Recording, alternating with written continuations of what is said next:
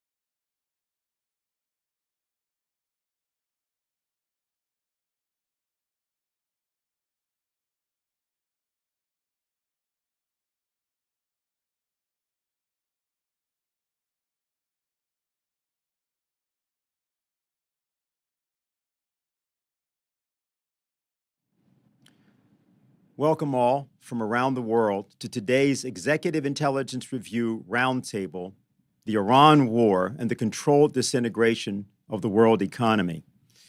We want to especially welcome participants in today's roundtable from the International Peace Coalition, which is holding its 154th consecutive Friday meeting simultaneously with this roundtable. The purpose of our gathering today is to make available to the citizens of the world who oppose senseless war, senseless poverty, senseless famine, and senseless and heartless crimes against humanity committed against innocent people all over the world, an international dialogue for peace. The voices you hear today may conflict, they may disagree, but we are committed to gather to do what the 15th century figure Nicholas of Cusa called arriving at the coincidence of opposites, a higher understanding and solution through the dialogue process. We seek dialogue with those that have the courage to change their axioms and thus change the world. Now, our panel today includes speakers that are distinguished by their commitment to speak boldly and clearly about why and how we would find a way to a new security and development architecture in which all men and women are valued equally and recognized as endowed by their creator with certain unalienable rights. Only governments that secure these rights are legitimate, and only actions taken in further of these aims are legitimate.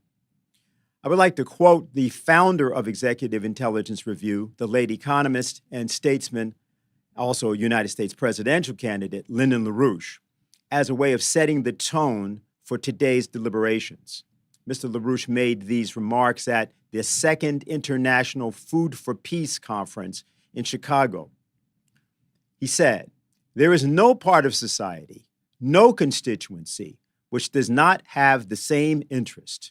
There is no people of any nation which has any different interest than that of any other nation. We're speaking of the future of hundreds of billions of unborn souls without whose success our lives mean nothing. That is the common interest which unites each and every one of us, such that there is no distinction among any of us on this issue, on this cause, on this interest. We must fight, so fight with love of humanity by thinking especially of those hundreds of billions of souls waiting to be born, thinking also of those whose martyrdom and other sacrifice gave us what is our potential and our debt to them, respecting what we pass on to the future. We must think of our lives as something lived from moment to moment, but as a very small piece of experience with a beginning and not too much later, an end. And think of our lives not as things that are lived for pleasure in and of themselves, but as an opportunity to fulfill a purpose which is reflected in what we bequeath to those hundreds of billions of souls waiting to be born. Now, because of the fullness of our program today and time constraints, we want to request that each of our speakers restrict their opening remarks so far as they are able to approximately 10 minutes. That will allow us to maximize time for discussion. And also, because of the fullness of our program, we are going to try to prioritize dialogue among the participants as a group. Our first speaker is the editor-in-chief of Executive Intelligence Review, Helga Zepp-LaRouche. Yes, hello to all of you, dear ladies and gentlemen, excellencies and friends. The reason why we convoke today this EIR Roundtable special seminar in coincidence with the IPC meeting is because obviously we have arrived at a very crucial strategic crossroad, and humanity can go in either one of two fundamentally different directions. There is a hopeful one. I think that was hinted at in the state visit of President Trump in China, where he was warmly received by President Xi Jinping, and they agreed to improve the relationship among the two largest economies in the world, working to the mutual benefit and solve all problems through negotiations and diplomacy, guided by Xi Jinping's conception that we have a shared future of mankind, that we have only one future as a human species. The other one is the path of escalation, which in the very short term could lead to a global nuclear war and the annihilation of the human species. It is very clear that if the war, the unprovoked war of aggression against Iran, is going to continue, that we are facing the danger of the whole world economy plunging into a deep depression, leading to chaos and potentially a dark age. I should also mention that there is also the policy of the coalition of the willing, basically saying the war with Russia is inevitable, but that is a feature of today. Now, the Pentagon says that the cost of the first 60 days of the war was 25 billion. Now, we calculated that the actual cost is more 100 times that, namely 4 trillion, if you count everything, the military cost, the energy price, the fertilizer price, the reduction in production in industrial and agricultural output, the destruction of civilian infrastructure and assets. So where do we go from here? Well, first of all, the US and Israel have not accomplished one of the goals set. They have neither succeeded to decapitate the Iranian leadership. They have not eliminated the nuclear or ballistic missile capability. They have not been able to cut the link to the forces of resistance. And the whole world is not missing the point that the strongest military force on earth was not able to defeat a middle-sized country. Also, the Strait of Hormuz, which was open before, is now basically under the control of Iran, who have set up a toll booth system. So the options now we are looking at are the following. First, if the United States keeps the blockade against Iran, the time factor works very clearly against the United States because Iran will be more resilient and Trump is already losing his own MAGA base, and he has to think about the upcoming midterm election. So therefore, this is not in the advantage of Trump. The Wall Street Journal proposes a second option, namely to have the continuation of the blockade plus resume the bombing. Now, that in all likelihood also will lead to a situation where Iran will be able to withstand. And according to even Western media reports, Iran still has 90% of its missile sites, while the US arsenal is almost depleted. 1,100 long-range stealth cruise missiles have been deployed, and that is almost the total supply of what the United States had. 1,000 tokamak, which is about 10 times what the Pentagon is able to produce per year, has been used up, and they even had to divert weapons from Asia, which obviously weakens the focus on the Pacific, which, according to various doctrines, was the priority. Now, there is also then the possibility that Iran, if the bombing resumes, will retaliate, and that will have enormous costs, not only for the US bases in the region, but also in the countries which are hosting those US bases, whose business model in any case has been, if not totally destroyed, severely damaged. The third option is that that Trump tries to get a deal with Iran, which is probably in his interest, because Trump is looking for an off-ramp, but there speaks against the fact that both the Israelis and the Israel lobby in the United States do not want a deal with Iran under any circumstances, because they regard, for reasons true or not, Iran as an existential threat to Israel. However, there is a discussion right now in the IDF and also in the intelligence services in Israel that the present policies, if continued, represent a very real threat to the existence of Israel. Now, we should also consider that while Trump is now, sounding more, peaceful, only a few weeks ago, he did threaten the complete annihilation of the entire Iranian civilization.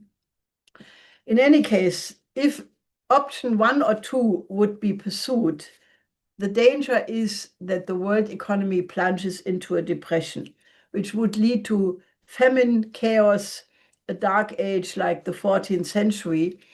And already now the World Food Program is saying that as a result, as of now, 45 million more people are in acute hunger than before. Now, this is why we strongly, strongly want to put the idea of a new security and development que debe tomar en cuenta el interés de cada país en el planeta para que ésta tenga éxito. Ahora, el peligro es que si uno ve la situación de Irán, si escalara, hay el peligro de las armas nucleares, el hecho de que la coalición de los dispuestos ya 3 veces, o los angloamericanos 3 veces ya asistieron, ayudaron a que los ucranianos cruzaran la línea roja. Uno cuando invadieron a Kursk, la segunda vez es cuando atacaron la tríada estratégica de Rusia, y luego la tercera vez es cuando intentaron la decapitación contra Putin atacando su residencia, lo cual lo negó los medios occidentales. Rusia proporcionó un video de los analistas rusos y el experto estratégico Karaganov respondió a eso diciendo que Rusia debería usar armas nucleares contra los europeos. Y hay que recordar el hecho de que Rusia es la potencia nuclear más grande del planeta. Y tenemos estos dos peligros inminentes. The use of only one nuclear weapon within a matter of 5 days would lead to a global nuclear peace of Westphalia, that you have to consider the interest of the other, and in this case, of all others. Now, the concept we propose is peace through development. This is an old idea which first was promoted by Pope Paul VI in his encyclica of 1967, Populorum Progressio, which says that every nation must be allowed to fulfill its entire interest. I have proposed 10 principles how such a discussion could be taken into account. It's essentially making the world land bridge the concept of development for all continents. For Africa, it would mean joint investments by the West and the BRICS countries into the development of Africa according to the Africa 2063 plan. And we propose the extended OASIS plan for Southwest Asia, because if you look at the map of Southwest Asia, you will see that it's all desert. Therefore, we propose an approach to take the entire region from India to the Mediterranean, from the Caucasus to the Gulf, and build a system of canals, starting with a canal from the Mediterranean to the Dead Sea, use space technology to find underground lakes and aquifers, use the ionization of moisture in the atmosphere, and essentially replicate what China just a few days ago published with a spectacular video called How China Turned Barren Desert into Massive Farmland Producing Millions of Tons of Food. We will make the link to this video available. It basically shows the absolute spectacular transformation of Xinjiang and the northwest of China into farmland, into forests, into orchids, producing 30 billion tons of food.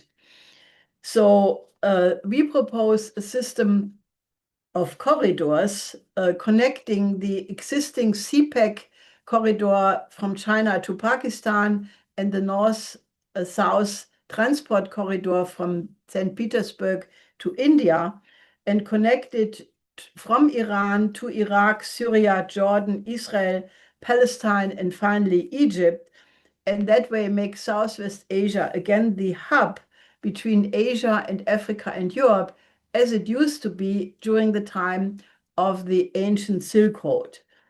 Now, we want to campaign for this program because it appeals to what Dr. Pandor called once the adults in the room in all nations. And, it does require a change in attitude of thinking. We have to abandon the idea of geopolitics, the idea that there is a legitimate interest of one nation or a group of nations against another group of nations. And we have to replace that with love for mankind, without which I think we will not be able to come out of this crisis. But since we are the only creative species known in the universe so far, and therefore are capable of thinking in terms of the coincidence of opposites of Nicolaus of Cruz, that we can recognize that the only way how we will get out of this crisis is to recognize that the one has a higher magnitude than the many. The one humanity is more important than the local national interest of groups, and that we can actually by acting forcefully and courageously change the destiny of history in a better direction for a shared future of humanity.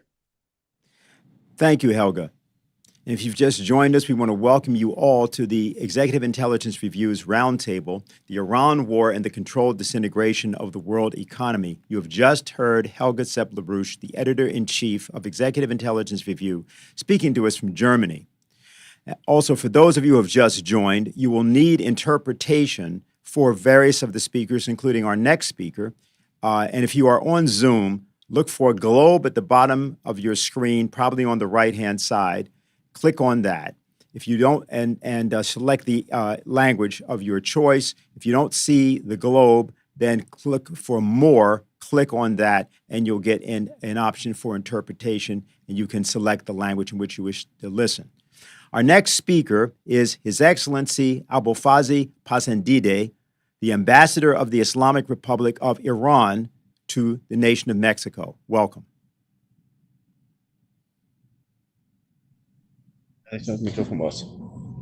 Dear friend, greetings and regards. Thank you very much for inviting me. I truly appreciated it. خانم ها و آقایان، اساتید، اندیشمندان. Dear friends, thank you for inviting me. مایلم سخنان خود را با یک واقعیت انکارپذیر آغاز کنم. Allow me to begin with an undeniable reality. جهان به هم پیوسته امروز هیچ جنگ بزرگی محدود به مرزهای جغرافیایی باقی نمیماند. جنگ تنها شهرها و زیرساختها را ویران نمی کند، بلکه اقتصاد جهانی، امنیت غذایی، محیط زیست، میراث فرهنگی و حتی ثبات روانی جامعه بین‌المللی را نیز متأثر می‌سازد. In today's interconnected world, no major war remains limited to geographic borders. War does not only destroy cities and infrastructure, it also damages the global economy, food security, the environment, cultural heritage, and even the psychological stability of the international community. ما امروز دیگر درباره یک جنگ احتمالی سخن نمیگوییم. ما درباره جنگی سخن میگوییم که در 28 فوریه 2026 آغاز شد و حدود 40 روز منطقه و جهان را در التهاب فرو برد. جنگی که نشان داد هزینه تقابل نظامی در قرن 21 بسیار فراتر از میدانهای نبرد است. Today, we're no longer speaking about a possible war. We're speaking about a war that began on February 28, 2026, and for nearly 40 days placed the region and the world under severe tension. It was a war that proved that the cost of military conflict in the 21st century goes far beyond the battlefield. آمریکا و اسرائیل علیه ایران نه تنها یک بحران منطقه‌ای بلکه شوکی کم سابقه به اقتصاد جهانی وارد کرد. این جنگ به سرعت بازارهای انرژی، حمل و نقل، تجارت جهانی و بازارهای مالی را تحت تاثیر قرار داد و آثار آن از بورس‌های بین‌المللی تا زندگی روزمره مردم عادی در نقاط مختلف جهان احساس شد. The military attack by the United States and Israel against Iran was not only a regional crisis, it also created a major shock to the global economy. The conflict quickly affected energy markets, transportation, international trade, and financial markets. Its effects were felt everywhere, from global stocks exchanges to the daily lives of ordinary people all around the world. ایران به دلیل موقعیت ژئوپلیتیکی خود و نقش حیاتی تنگه هرمز یکی از ارکان اصلی امنیت انرژی جهان محسوب می شود. بخش مهمی از صادرات نفت و گاز جهان از این مسیر عبور می کند. با آغاز جنگ و افزایش ناامنی در منطقه، بازار جهانی انرژی با بحرانی جدی روبرو شد و قیمت نفت در مدت کوتاهی جهش چشمگیری پیدا کرد. Iran, because of its geopolitical position and the strategic importance of the Strait of Hormuz, Iran plays a key role in global energy security. A large part of the world's oil and gas exports passes through this area. When the war began and insecurity increased in the region, the global energy market faced a serious crisis, and oil prices rose sharply in a very short period of time. اما مسئله تنها افزایش قیمت نفت و بنزین نبود. افزایش بهای انرژی موجب بالا رفتن هزینه حمل و نقل جهانی شد، از کشتیرانی و حمل کالا گرفته تا صنعت هواپیمایی و تجارت بین‌المللی. در نتیجه قیمت مواد غذایی، دارو، کالاهای اساسی و خدمات در بسیاری از کشورها افزایش یافت. کشورهای در حال توسعه و جوامع آسیب پذیر بیشترین فشار را تحمل کردند و خطر ناامنی غذایی و کمبود کالاهای اساسی در برخی مناطق جهان افزایش یافت. But the problem was not only the rise in oil and gasoline prices. Higher energy prices also increased the cost of global transportation, from shipping and trade to aviation and supply chains as well. As a result, the prices of food, medicine, basic goods, and services increased in many countries. Developing countries and vulnerable populations suffered the most, while the risk of food insecurity and shortages of essential goods increased in different parts of the world. این جنگ نشان داد که اقتصاد جهانی تا چه حد شکننده و به ثبات منطقه خاورمیانه وابسته است. در حوزه اقتصاد واقعی و فیزیکی نیز خسارت‌ها گسترده بود. زیرساخت‌های حیاتی، مراکز صنعتی، تأسیسات انرژی، شبکه‌های حمل و نقل و بخش‌هایی از زیرساخت‌های غیر نظامی آسیب دیدند. زنجیره‌های تأمین جهانی مختل شد و بازارهای مالی با موجی از نااطمینانی، فرار سرمایه و کاهش اعتماد سرمایه‌گذاران مواجه شد. This war, it showed us how fragile the global economy really is, and just how much international stability depends on peace in the Middle East. The damage to the real physical economy were also severe.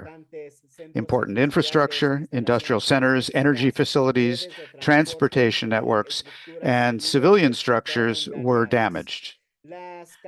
Global supply chains were disrupted, and financial markets faced uncertainty, capital flight, and declining investor confidence.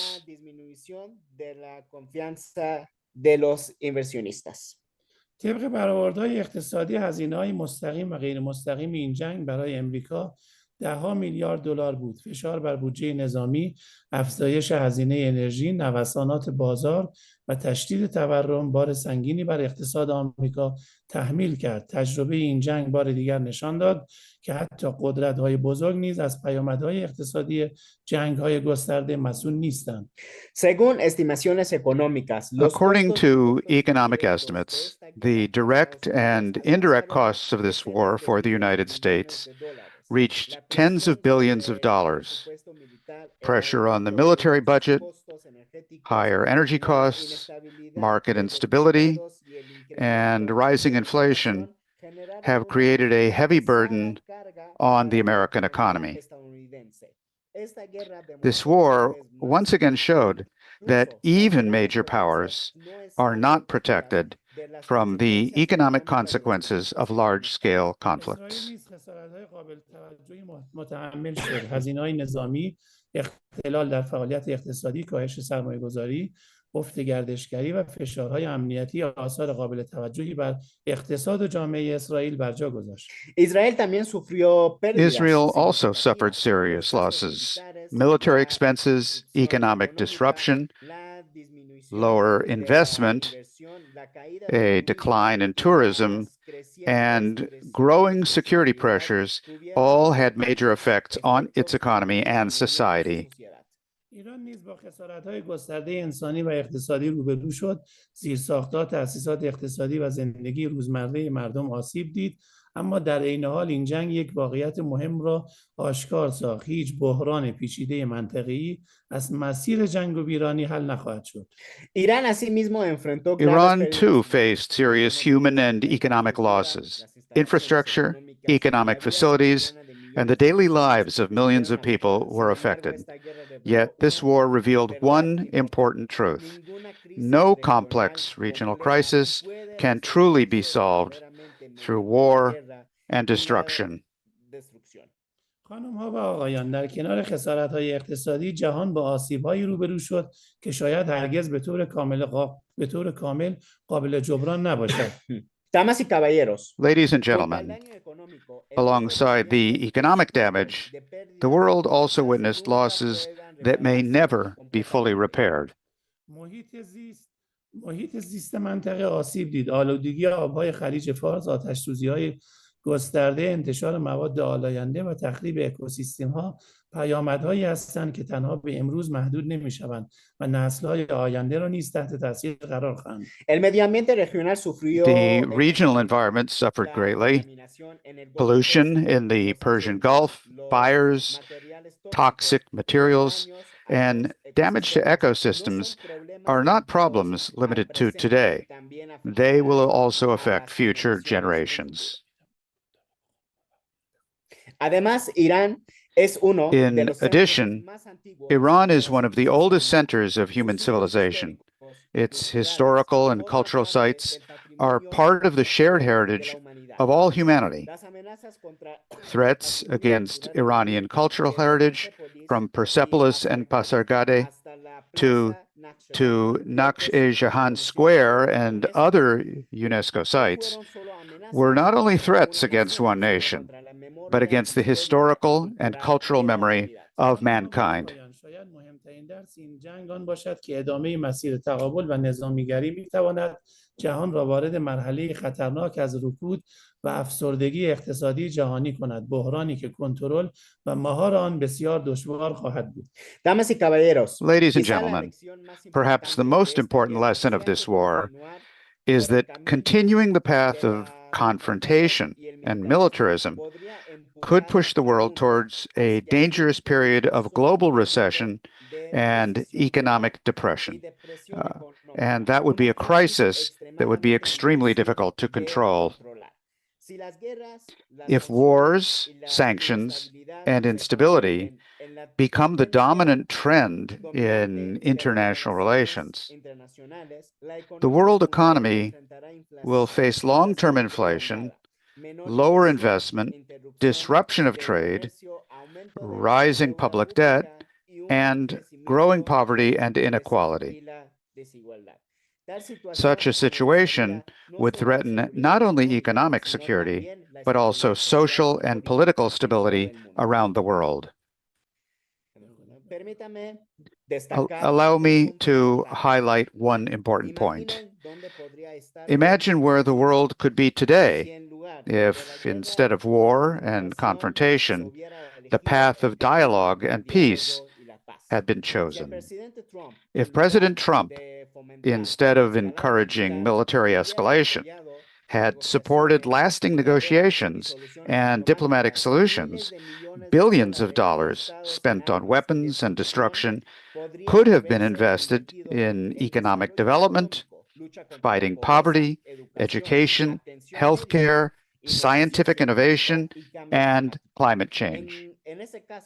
In that case, global markets would have enjoyed greater stability, as well as the fact that energy prices would have remained under control, international trade would have suffered less damage, and the world economy would not be facing this level of uncertainty and anxiety. Peace is not only a moral value. Peace is a strategic and economic necessity for the survival of humanity. Today, the international community stands before a historic choice: to continue this cycle of wars and crises, or to move toward dialogue, multilateral cooperation, mutual respect, and collective security. We believe that the future of humanity will not be decided by missiles and wars, but by wisdom, cooperation, and dialogue among nations. Thank you very much for your attention. Thank you, Thank you. Ambassador Pasandideh. And if you've just joined us, welcome to the EIR Roundtable, the Iran War and the Controlled Disintegration of the World Economy. You have just heard His Excellency Abolfazl Pasandideh of Iran, Ambassador of the Islamic Republic of Iran to Mexico. Our next speaker from the United States is Professor Richard Falk, Professor Emeritus of International Law and Practice at Princeton University. Welcome, Professor Falk. I think you're muted.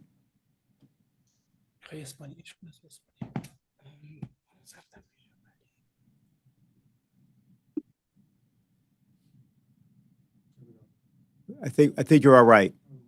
No?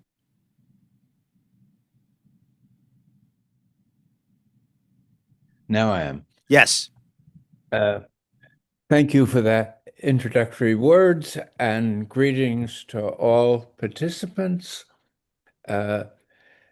It's an honor to follow such eloquent contributions that have already been made to our roundtable. I want to stress in opening my remarks the dangers that are uniquely revealed by this war of aggression against Iran. And it should not be forgotten that it is a war of aggression and that the peace should not be dictated by the aggressor.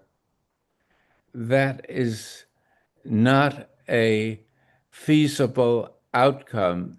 Trump's diplomacy has consistently tried to turn disaster into a geopolitical victory of sorts by threats of unlimited devastation.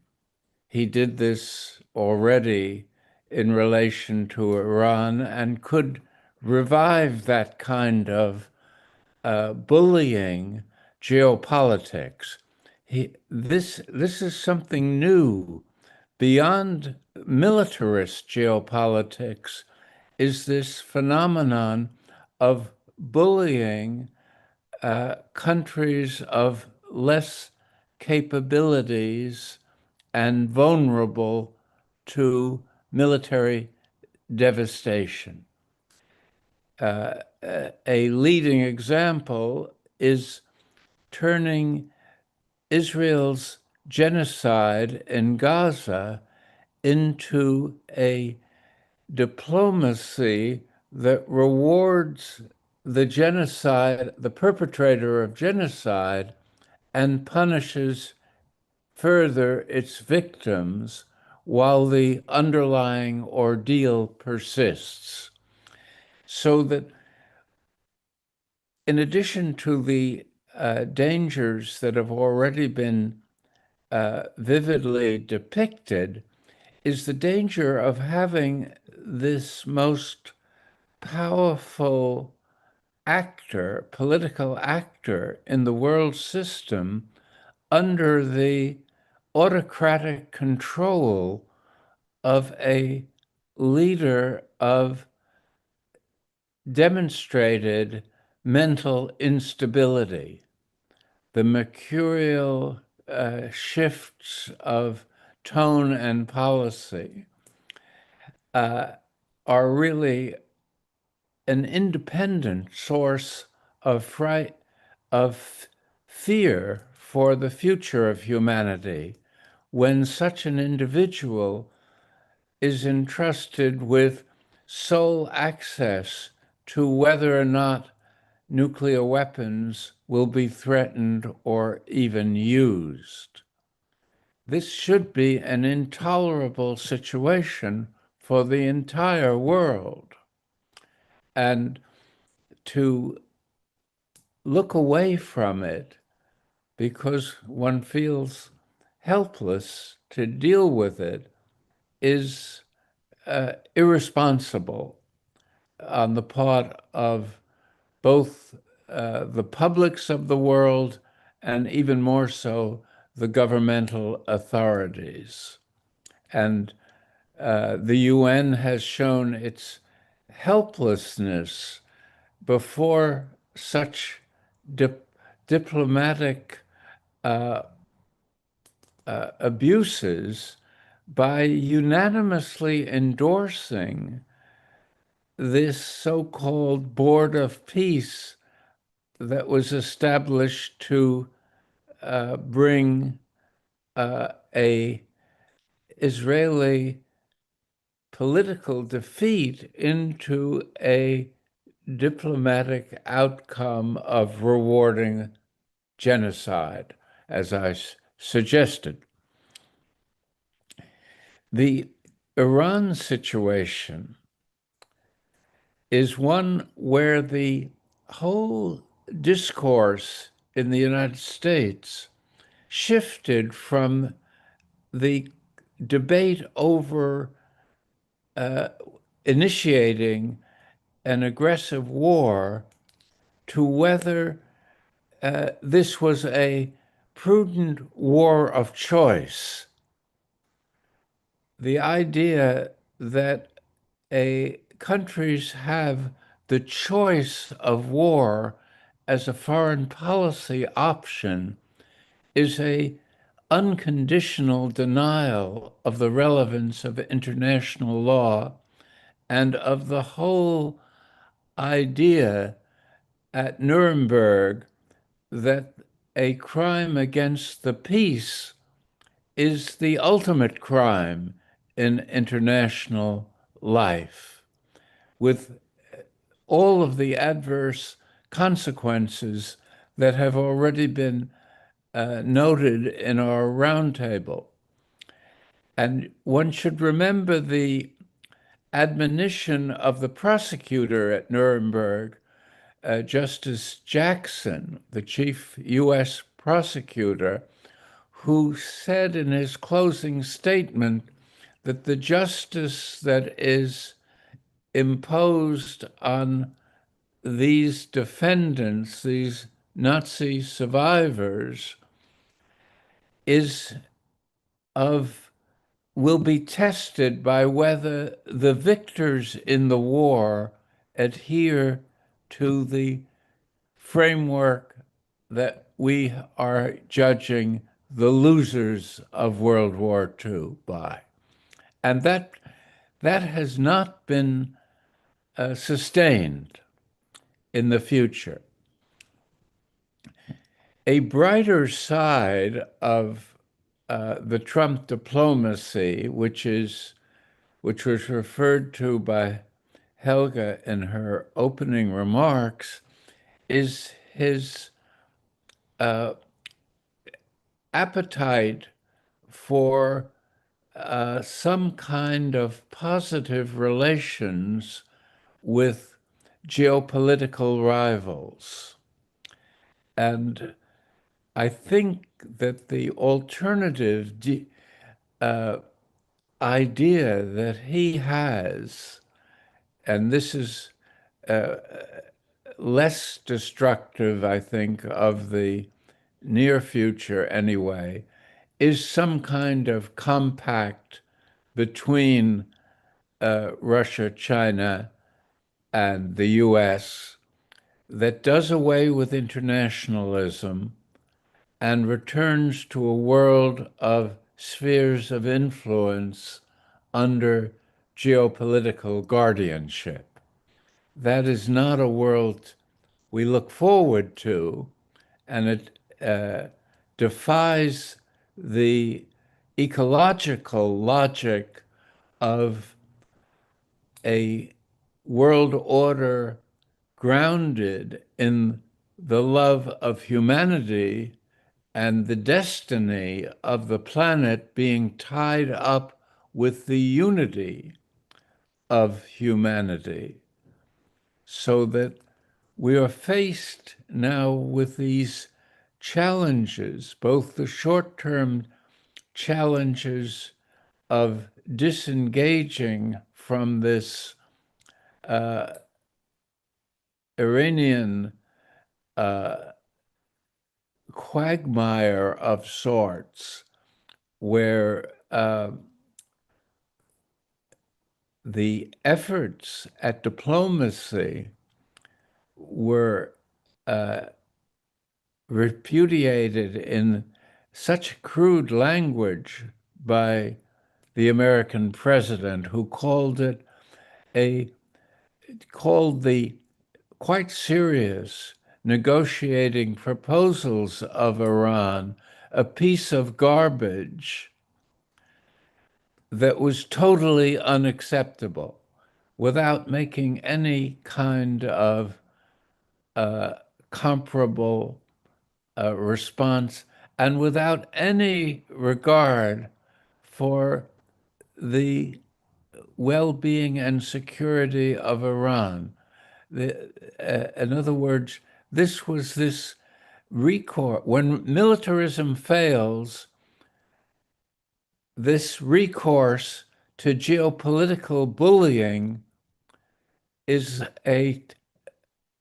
compounds the destructiveness of militarism, and it creates a world where injustice becomes the vehicle of stability, so-called.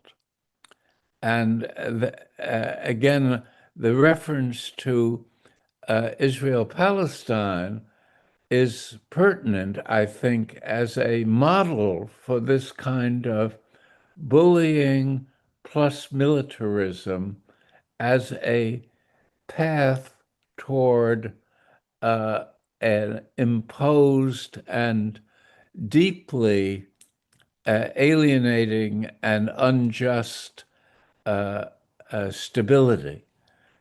It is a horrifying prospect for the human future.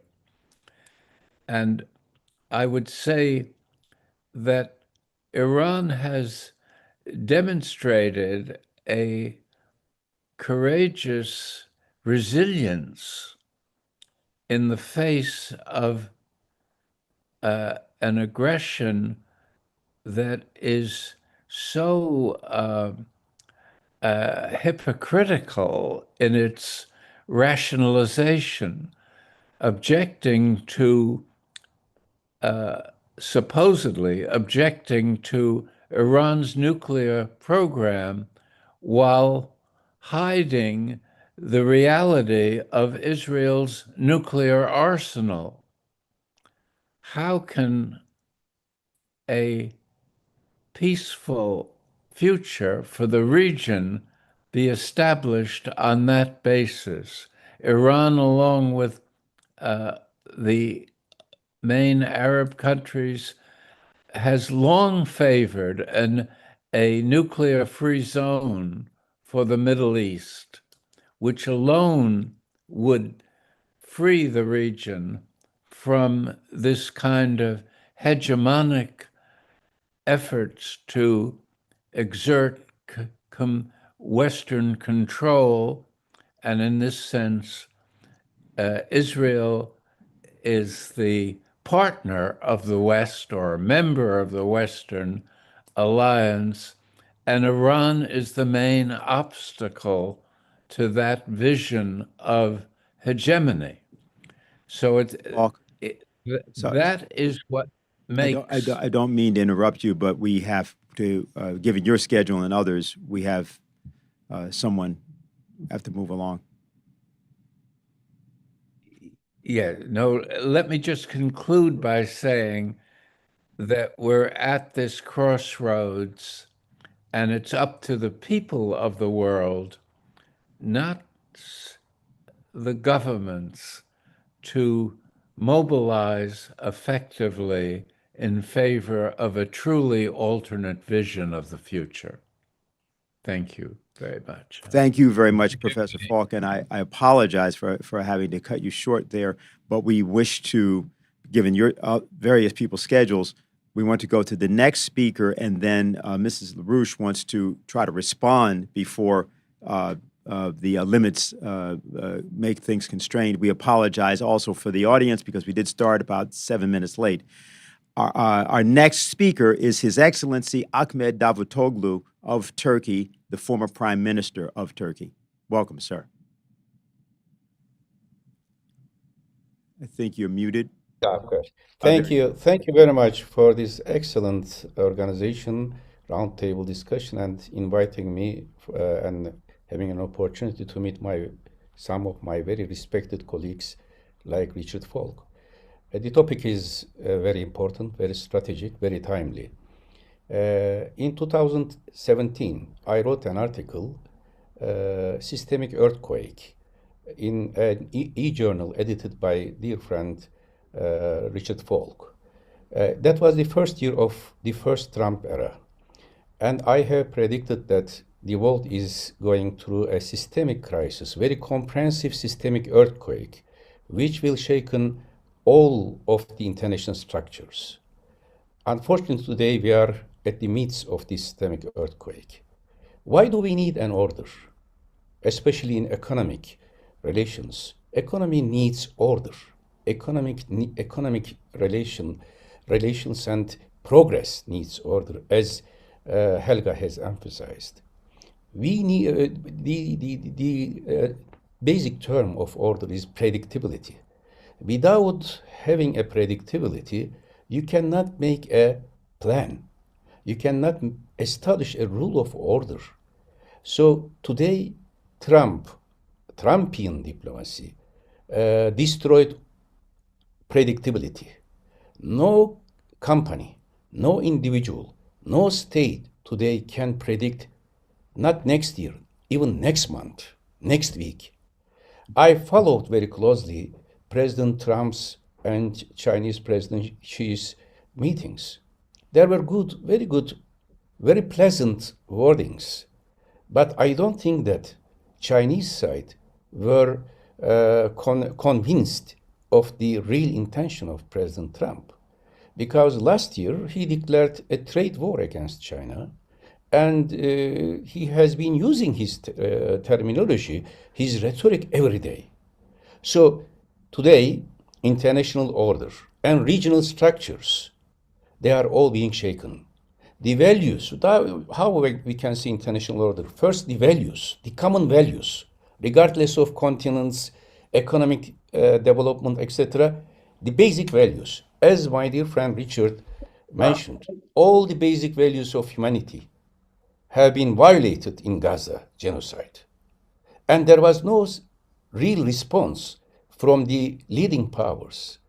The global masses, peoples all around the world reacted to this genocide in Gaza. And we also have written a book with Richard on this. So when these values have been violated, there has been a widespread understanding that you can do anything you want if you have a power. There is no rule. There is no any criteria of you have to respect. And these values have been shaken. International system has been shaken. Westphalian system.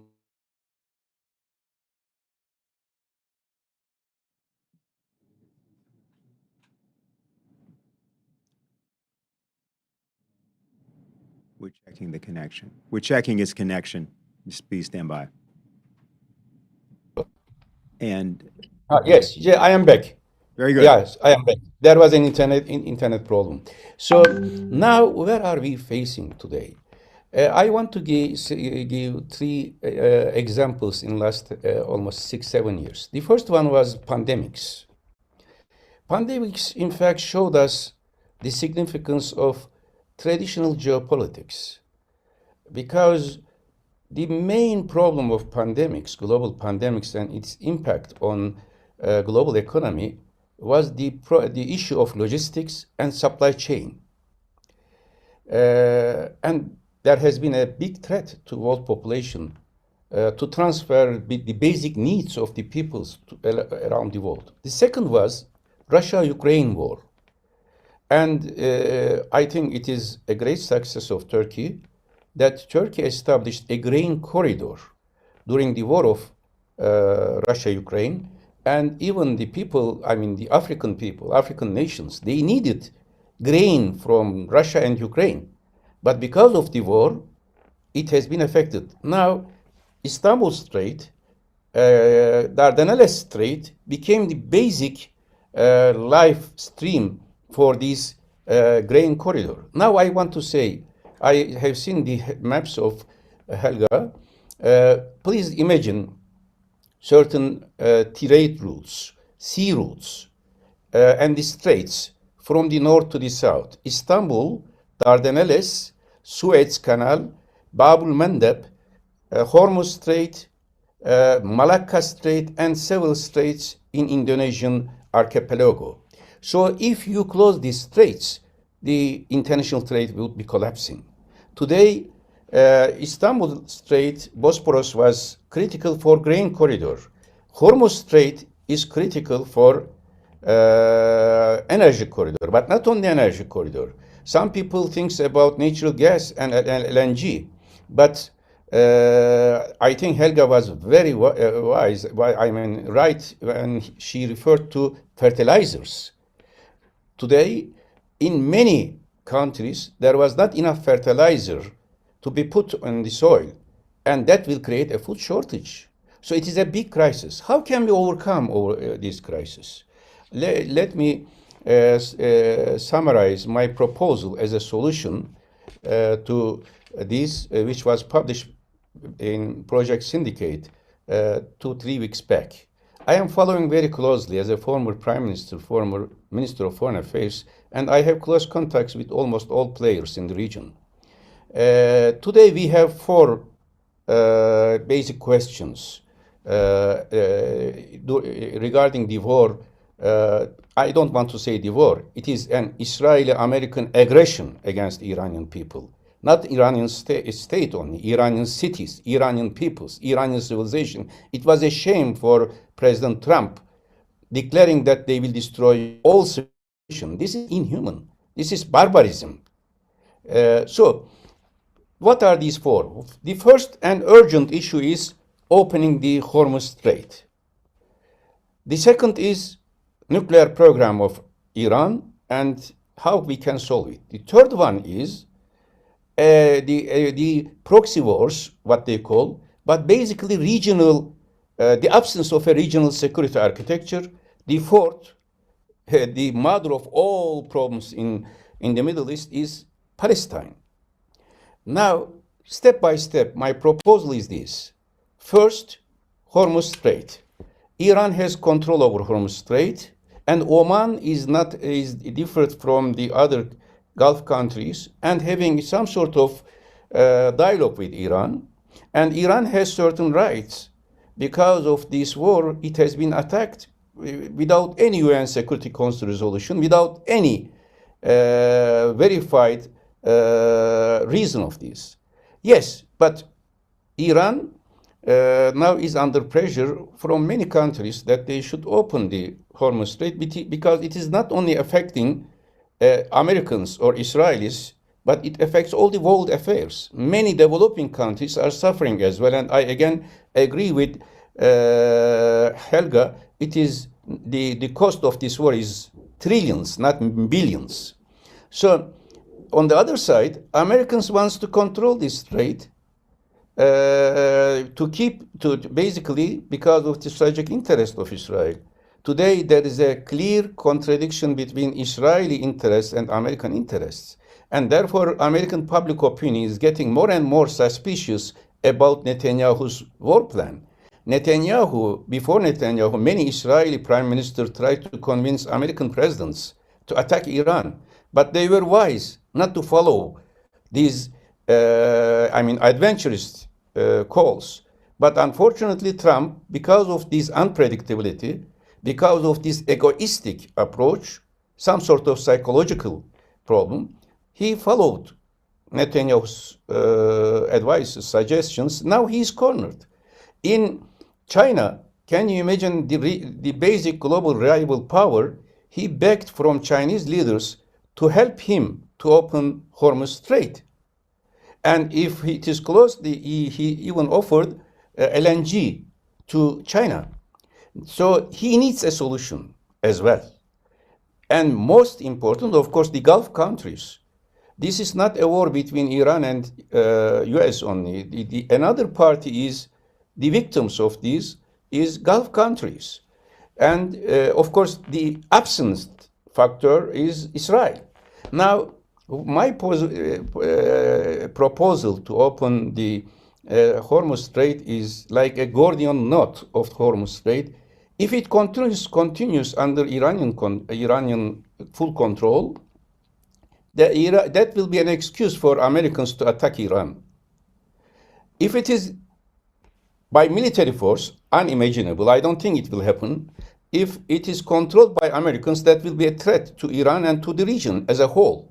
because America means Israel, unfortunately. So there should be a third party for a transitional, for a temporary control of the Hormuz Strait, to open the strait in order to ease the pressures on the developing countries and other countries, especially regarding chain supply, energy supply. Who could be these states? I think such a group of states, not one state. Pakistan, I admire Pakistan's efforts to find a solution. I wrote letters to several leaders, including Prime Minister Shahbaz Sharif, about this solution. They are doing very well, but one country cannot take this responsibility. My suggestion is for countries who have good relations with Iran, as confidence relations with Iran, and who has good relations with Gulf countries, especially with Saudi Arabia, and having some relations, dialogue, and some sort of convincing power over President Trump. These countries might be Pakistan, Indonesia, Malaysia, and Turkey. Pakistan, Indonesia, and Malaysia, they are Indian Ocean states, and Turkey, because of being neighbor to Iran, could play a role there. If these four countries guarantees Iran certain measures, about the absence of attack against Iran, I think these four countries, they are all members of OIC. They have all good relations with Iran. They have all very good relations with Saudi Arabia and Gulf countries. And three of them are members of Peace of Board of Trump, which I am against. And this is not Peace of Board, this is Board of Neocolonialism. But still, first, maybe we can see some benefit out of these. Three countries, Turkey, Pakistan, and Indonesia, are members of Peace of Board. They should say to President Trump that it is time now for a peace.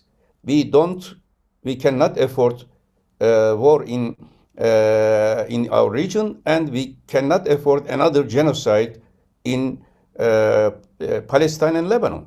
So I think there is a chance they can take over this control to guarantee without any supported by mandated by a UN Security Council resolution. Until the other solutions being resolved, they can function some sort of a facilitating role over Hormuz Strait. Second issue is nuclear power. I fully agree with Richard. Throughout of my academic and intellectual career, I have always propagated nuclear-free region. If Israel has nuclear power, nuclear weapon, not only power, weapon, nobody can say to other countries not to have it. The best option is nuclear-free Middle East. If it is not possible, I was mediator between IAEA and Iran, and between P5+1 and Iran, and between United States and Iran, Barack Obama and Ahmadinejad as two presidents, supported by Turkish Prime Minister Recep Tayyip Erdogan and Brazilian President Lula. In 2010, we signed an agreement, Tehran Agreement. According to this agreement, enriched uranium would have been deposited to Turkey in exchange to fuel for peaceful nuclear program of Iran. This was the most viable solution for the crisis. And this was guaranteed by Barack Obama through a letter to the leaders of Turkey and Brazil. Unfortunately, United States didn't accept this. But that model is still there. Iran several times, from the time of Khomeini, excuse me. They have. Excuse me, Prime I am completing. Yes, I am completing. Yes. Okay. Until now, Iran refused that they don't want. They repeated they don't want to have nuclear weapon. This is an option. Third level is regional security architecture. There should be a new security mechanism between Iran and Gulf countries as the first layer. Second layer, there should be a new regional security architecture from Pakistan to Egypt, from Turkey to, I mean, Iran and all the Middle East. The fourth is the solution of Israel, the solution of Palestinian question. There should be an international pressure on Israel to respect UN Security Council and UN General Assembly resolutions, and without solving Palestinian question, without solving establishing a viable state of Palestine, there cannot be peace in the Middle East. That is basically the security architecture which I have proposed. And thank you very much for your patience. Thank you very much, sir, as well. I deeply apologize for having to interrupt you, but several people to have a chance to respond, particularly for Ambassador Pasandideh and also Professor Falk. So, Helga, please. Well, I find the proposals by you, Mr. Doyu, extremely. Yes, I'm sorry. Extremely useful, because I think, if these countries you named, Indonesia, Malaysia, Pakistan, Turkey, cooperate, you represent already a very sizable part of the Muslim world. And I would just really suggest, why not take what you propose and add to what I was proposing about the Oasis plan? Because the business model of the Gulf states clearly is, damaged, to say the least. It was based on the idea that, you had a small establishment living in great wealth. Much of the labor was done by guest workers, and the whole project was protected by US bases, or so they thought. Now it has turned out that these US bases did not protect these countries, but became a liability. So, these countries have to rethink, what is their future. Israel has to rethink, as I said, in the IDF and the security services, there is a debate if the present policy is viable or leading to the potential destruction of Israel. Likewise, Afghanistan, Iraq, Syria, Yemen, Lebanon, all of these countries are destroyed by previous interventionist wars. They need urgent reconstruction. Afghanistan, for example, after 20 years of NATO, was left in the worst humanitarian crisis on earth, according to the WHO. It's still not better. Iraq is still in shambles. Why not have the four governments you are mentioning, Turkey, Indonesia, Malaysia, and Pakistan, to suggest seriously to put a joint development perspective on the table? The Gulf states have enormous sovereign wealth funds, which they wanted to invest in some useful projects like recreating museums and other things, but also to have ski resorts in the desert, which I don't think makes so much sense. You could use the same money to invest in the well-being of the people, including the guest workers, whom they probably will need for the indefinite future, and build up a real economy for the benefit of all people. Also, that is, in my view, the only way how the conflict between Israel and Palestine can ever be overcome, because you have to have a model which serves the interest of each. And given the fact that it was mentioned by several people that we are in a systemic crisis, I think that model for the Middle East must really be applied for the whole world. I mentioned the Africa 2063 plan. Ukraine needs reconstruction. Before the war broke out, Ukraine could have been the bridge between Asia and Europe in the context of the Belt and Road Initiative. Now, maybe with the visit of Trump in China, and at least for now, good resonance between Xi Jinping and Trump, maybe that moment can be used to launch an initiative to really change the fate of the world. But bold action is necessary. So my concrete suggestion to you would be, can you not approach these four governments and suggest that your proposal and my proposal be joint? Do you want me to answer? To respond? Please. Yeah, I think I fully agree. The best way of peace is economic interdependency. There is no other way. You can sign peace plans. You can make many declarations, but the best way of peace is economic interdependency. Whenever you have an economic interdependency, nobody would be starting a war. So economic interdependency means development. French and German armies invaded Paris and Berlin for many centuries. When they realized that there is a need of a new approach after Second World War, they created a EU as an economic interdependency. Similarly, now we need to have regional economic development projects. When I was Minister of Foreign Affairs, I declared Mesopotamian economic integration process, Turkey, Iraq, Syria, and Iran. Also, another project was Levanten project, Turkey, Syria, Lebanon, and Jordan. So today, one of the best model of regional economic cooperation was GCC and ASEAN. Unfortunately, today GCC is dysfunctional, and GCC as a total, they had certain agreements with Iran, like United Arab Emirates today attack Iran, but they had close economic ties.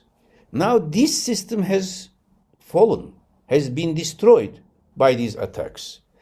I fully agree with you about American bases in Gulf. Yes, it is a liability, but I can assure you, Americans can declare that we are withdrawing our bases. What they will do, these bases will be national bases of the Gulf states, and United States will send some advisors, and will sell trillions of dollars of weapons, F-35 to these countries just to escalate. We should not forget this.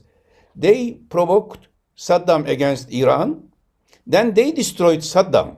So this logic of war is very dangerous. But I fully agree with you. Therefore, when I made this proposal, I have sent letters to Iranian President Masoud Pezeshkian.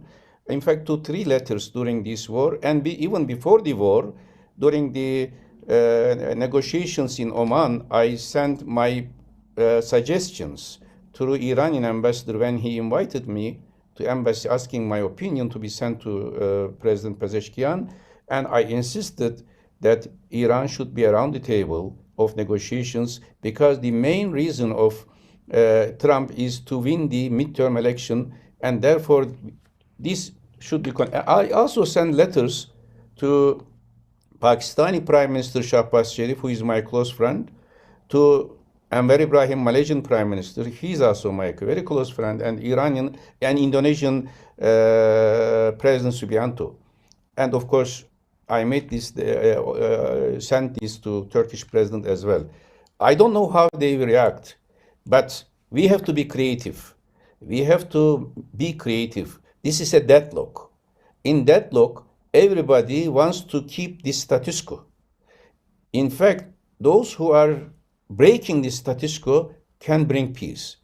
And I just without taking the floor too long, I agree with you. With this, Iran has the right of compensation.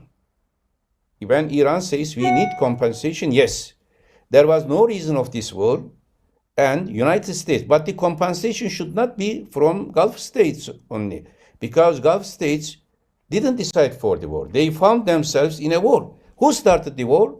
Israel and United States. Today, what I am scared is that, and I am to the Iranian ambassador from Mexico, I want to tell to him as well. And yesterday I sent 2 video messages to 2 international conferences in Iran, sending my messages. Anytime Israel and United States may withdraw, or this may change the attention to another crisis points. In January, we were talking on Venezuela. There is no Venezuela today. They can make another attraction, but the crisis between Gulf states and Iran may continue there. Against this, there should be a new fund of cooperation, regional economic fund, let me say, to be beneficial of this new energy flow or the new system. And my suggestion to Iranian brothers as well, instead of just asking certain payments from the Strait of Hormuz, there should be a much more comprehensive economic plan to overcome this crisis. My friend, Iranian former Minister of Foreign Affairs Muttaqi, came to see me in Istanbul. He came to Eastern Anatolia by car, by bus or by car. From there, he used airplane. They said that many bridges on the way were destroyed. So today, there has been a huge destruction in Iran. There has been destruction in Gulf states as well. Who is responsible for this? Clear answer is Trump and Netanyahu. And that, against these two people, there should be a regional belongings supporting each other.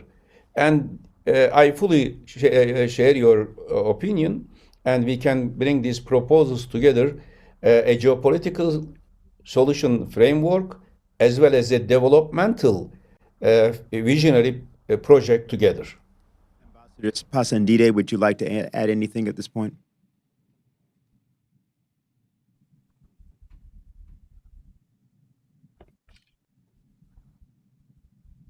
Un punto muy importante en este asunto. A very important point in this matter. Antes que nada, agradecemos First, mucho al before canciller anything else, Davutoglu I would like to thank Foreign Minister Davutoglu for his correct analysis, y al igual a los and otros panelistas similarly, participantes. my thanks to the other panelists who are participating. به این جنبندی برسه که با دبل استاندارد نمیشه دقیقت دنیا اداره بشه. Yo creo que el mundo tiene que I llegar think a that esa the world conclusión. has to reach this conclusion No se puede gestionar because you cannot el mundo.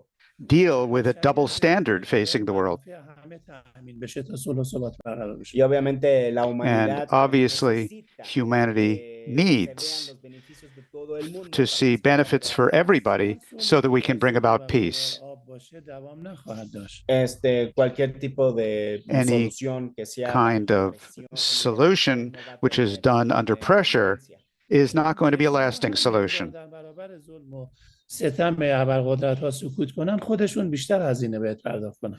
Los países si se quedan The en countries, silencio if countries are quiet de estos crisis, before these kinds of crises and these kinds of challenges, silencio se van a dañar that mucho más. silence will be damaging to them as well. چون میرسه به مواد غذایی و نکاتی که ممکنه قحطی جهانی پیش Y بیاد. obviamente si se permanece And silencio, obviously, podemos llegar if that a silence is una continued, escasez we could even de alimentos. reach to a situation of shortages of food itself. یک کشتی هستیم و اجازه ندیم هر کسی زیر پاشو بخواد سوراخ کنه. Todos nosotros tenemos que llegar a We esta all conclusión have to y saber reach this kind of exactamente conclusion que and estamos en el to mismo know barco. that we are all in the same ship. We are all passengers on the same ship.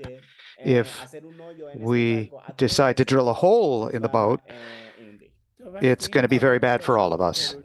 بستگی داره به کی باشه. یعنی ما آدم خوب و بد داریم، تروریسم خوب و بد نداریم. به هر حال هر کاری که غیر قانونیه برای همه باید باشه. Bueno, en este caso nosotros sí tenemos So una in this persona case, mala y we una persona do buena, have pero a en este bad caso no character and a tenemos good una terrorista character, buena y una terrorista, digamos, but que sea mala. there's no such thing as a good and a bad terrorist. We know that they are the ones who are provoking this. They are the ones who are damaging all of humanity and Iran. نمیتونه اسرائیل به بهانه هولوکاست خودش دقیقاً یه هولوکاست جدید درست Si el کنه. Holocaust era algo If- desafiante, algo malo, pues If the idea tiene of que ser en todas las épocas y los siglos del mundo. if Ahorita we're estamos to viendo el reach día de peace, hoy we que need to do this in every era and every part of the world. We see today that the Israelis are carrying out a Holocaust, just like the previous Holocaust was terrible. که منافع همه دیده بشه. Yo, mi opinión My es lo opinion siguiente, y mi is as sugerencia, follows. My que si suggestion todo el is that mundo, if the entire busca la world coordinación, a través de ello coordinates, podemos llegar a through una that, we can achieve peace. Muchas gracias por Thank todas you sus very much for all of your considerations. دنیس اسمال که بنده رو دعوت کردن. agradezco And especialmente I would especially like to thank Helga Zepp-LaRouche and also Mr. Dennis Small, who helped coordinate this roundtable that we're participating in. If you allow us, since we also have another meeting, we are forced to say goodbye to you all today, right now, and we thank you. And truly, this was a real class for me, all of the analyses which have been presented today. Thank you very much for your Thank you. participation. Thank you. Professor Falk.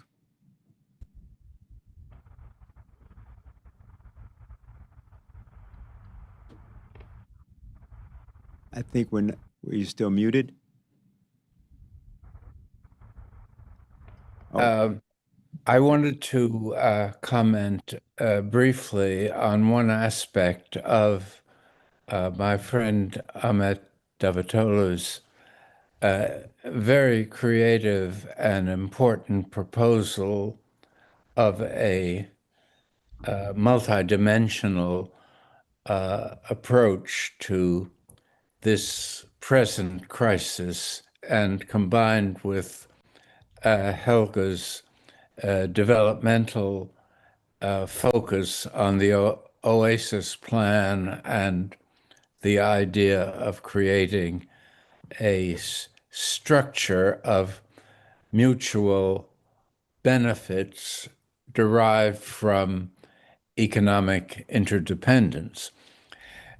My question to you, Ahmet, is you are, in a sense, in this, your first, the first part of your proposal, punishing Iran by removing its only effective measure, countermeasure, which we should remember is a non-military one, but it is one that has led to Trump, at least, seeking this off-ramp.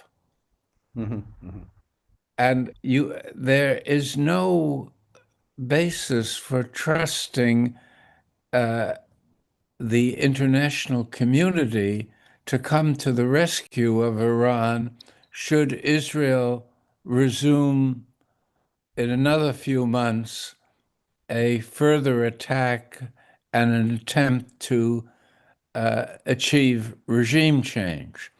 So is it reasonable to expect Iran to forfeit its one means of effective protection without some corresponding tangible indication of a changed view of security on the part of the U.S.? Yeah. Thank you, Richard. You are always very creative and you are bringing new dimensions to all these issues. When I thought about this proposal, I also thought about how would be Iranian response. In my proposal, I said these four countries will take this mission in coordination with Iran, not just in coordination with Iran and Oman, because the other side is Oman. And a UN Security Council mandate should be given. In that UN Security Council resolution, there should be a clear guarantee that during this mission, there will be no attack against Iran, neither by US or Israel. This will not be a permanent solution. This will not be a permanent regime of Hormuz Strait. This will be just a temporary temporary solution, just to allow all the sides to negotiate on the matters for a sustainable system there. Otherwise, would you trust that guarantee if you were an Iranian? If there is no guarantee, then these four countries will withdraw and Iran will take over the Gulf, the Strait again. Iran will not use anything there. If US or Israel will not, fulfill their promises, okay, these four countries will say to President Trump and UN Security Council that if there is any single attack, if there is any single tension, they will withdraw their mission. And Iran, the status quo of today will come back. I remember when my mediation during Israel-Syria peace process in 2008. I put conditions to Israel and Syria, two conditions. One, to Israel, you will not do anything, any aggression in West Bank and Gaza. And I put condition to the Syrian side, you will not provoke anything in Lebanon.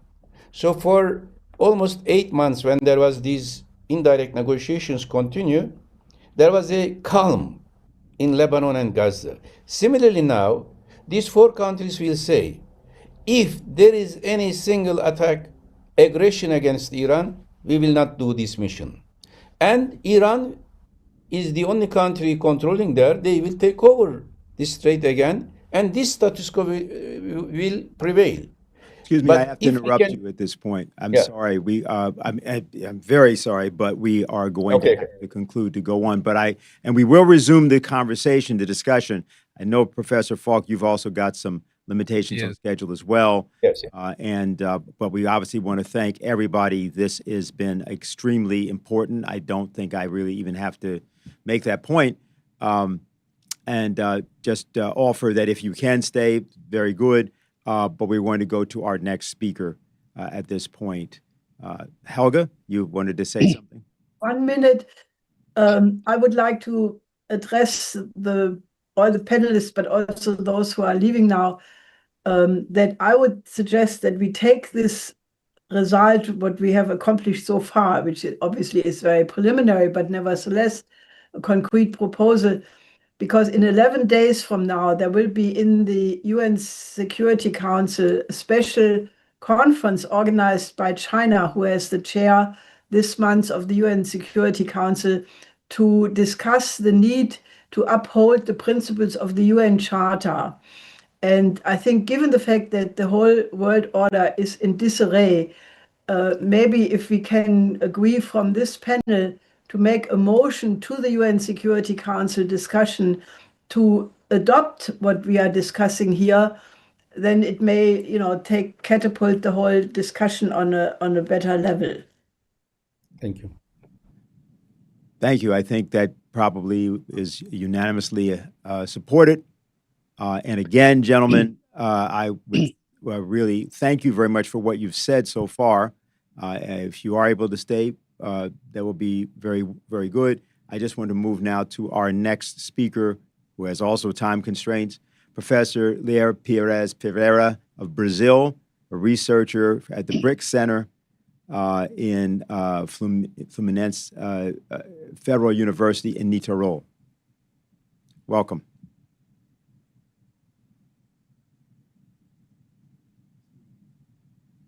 We think you're muted.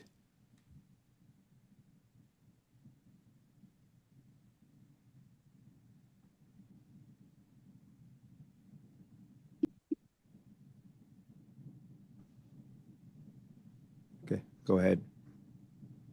Estimada senhora Helga LaRouche, dear Helga Zepp-LaRouche, and I would like to also send my greetings to all of the students, professors, and academics here. We have little time, and therefore I am going to synthesize my ideas. We are brought together on extremely important ideas, which goes beyond geopolitics, economics, and on a world scale, and the destiny of entire nations such as Brazil and others. I'm referring to the warlike escalation against Iran in the context of what some analysts have called the controlled disintegration of the world economy. These brief remarks, we would like to analyze some of the effects, negative policies of Donald Trump on Brazil, and we will defend the central role of the BRICS as a bastion of multilateralism, of global governance, and of resistance in the face of the arbitrary policies and geopolitical manifestations of Washington. But before that, allow me to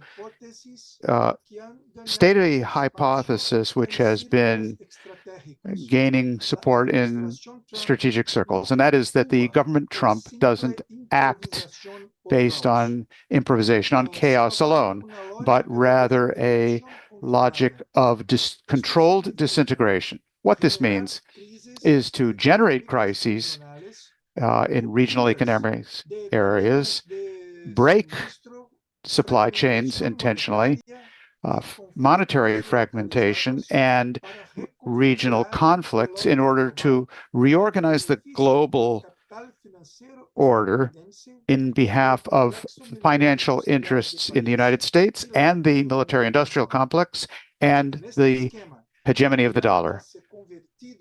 In this view, the war in Iran has become the central axis of this battle, based on asymmetric attacks. This is not an accident.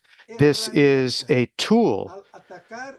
By attacking Iran directly or doing that through Israel, the United States is seeking to disrupt the energy routes, the global energy routes, and deliberately raising the price of oil and natural gas to punish the developing sector economies or developing economies such as China, Germany, India, and others, to force a financial flight towards the dollar and to weaken the processes of de-dollarization which are underway.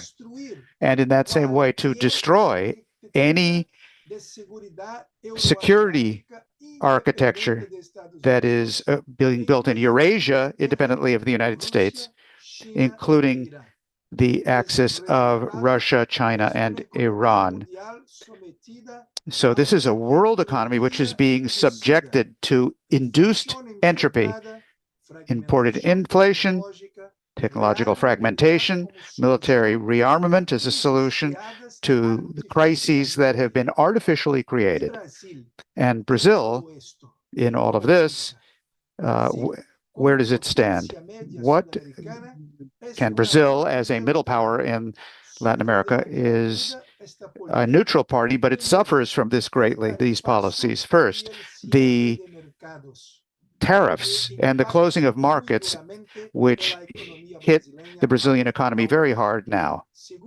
Secondly, the foreign exchange pressure which is being applied, which in the case of Brazil is aggravating poverty and is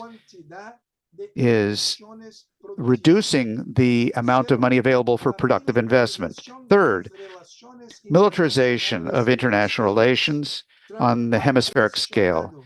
Trump has pressured for Brazil to act as a privileged ally outside of NATO, but would require our automatic involvement in sanctions against Russia, China, Iran. Fourth, the attacks on Brazilian industry, the trade attacks on China, on Russia, aggravated also by Trump's policies, reduces Brazil's capability of dealing with its own valuable raw materials. In short, controlled disintegration, which is being orchestrated from from Washington, is converting Brazil into a collateral victim of an economic war that it did not select itself, but whose is paying for it through inflation, high interest rates, and loss of autonomy.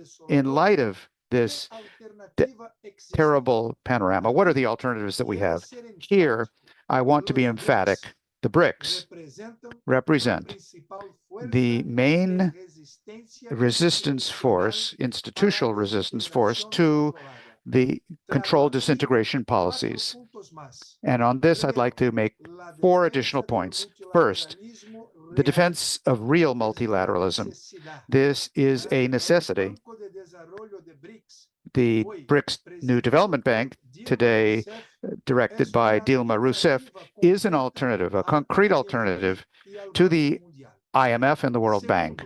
Number two, the construction of global governance that is non-hegemonic. The BRICS are promoting a reform of the United Nations Security Council and to create a financial architecture that will allow nations develop through commerce.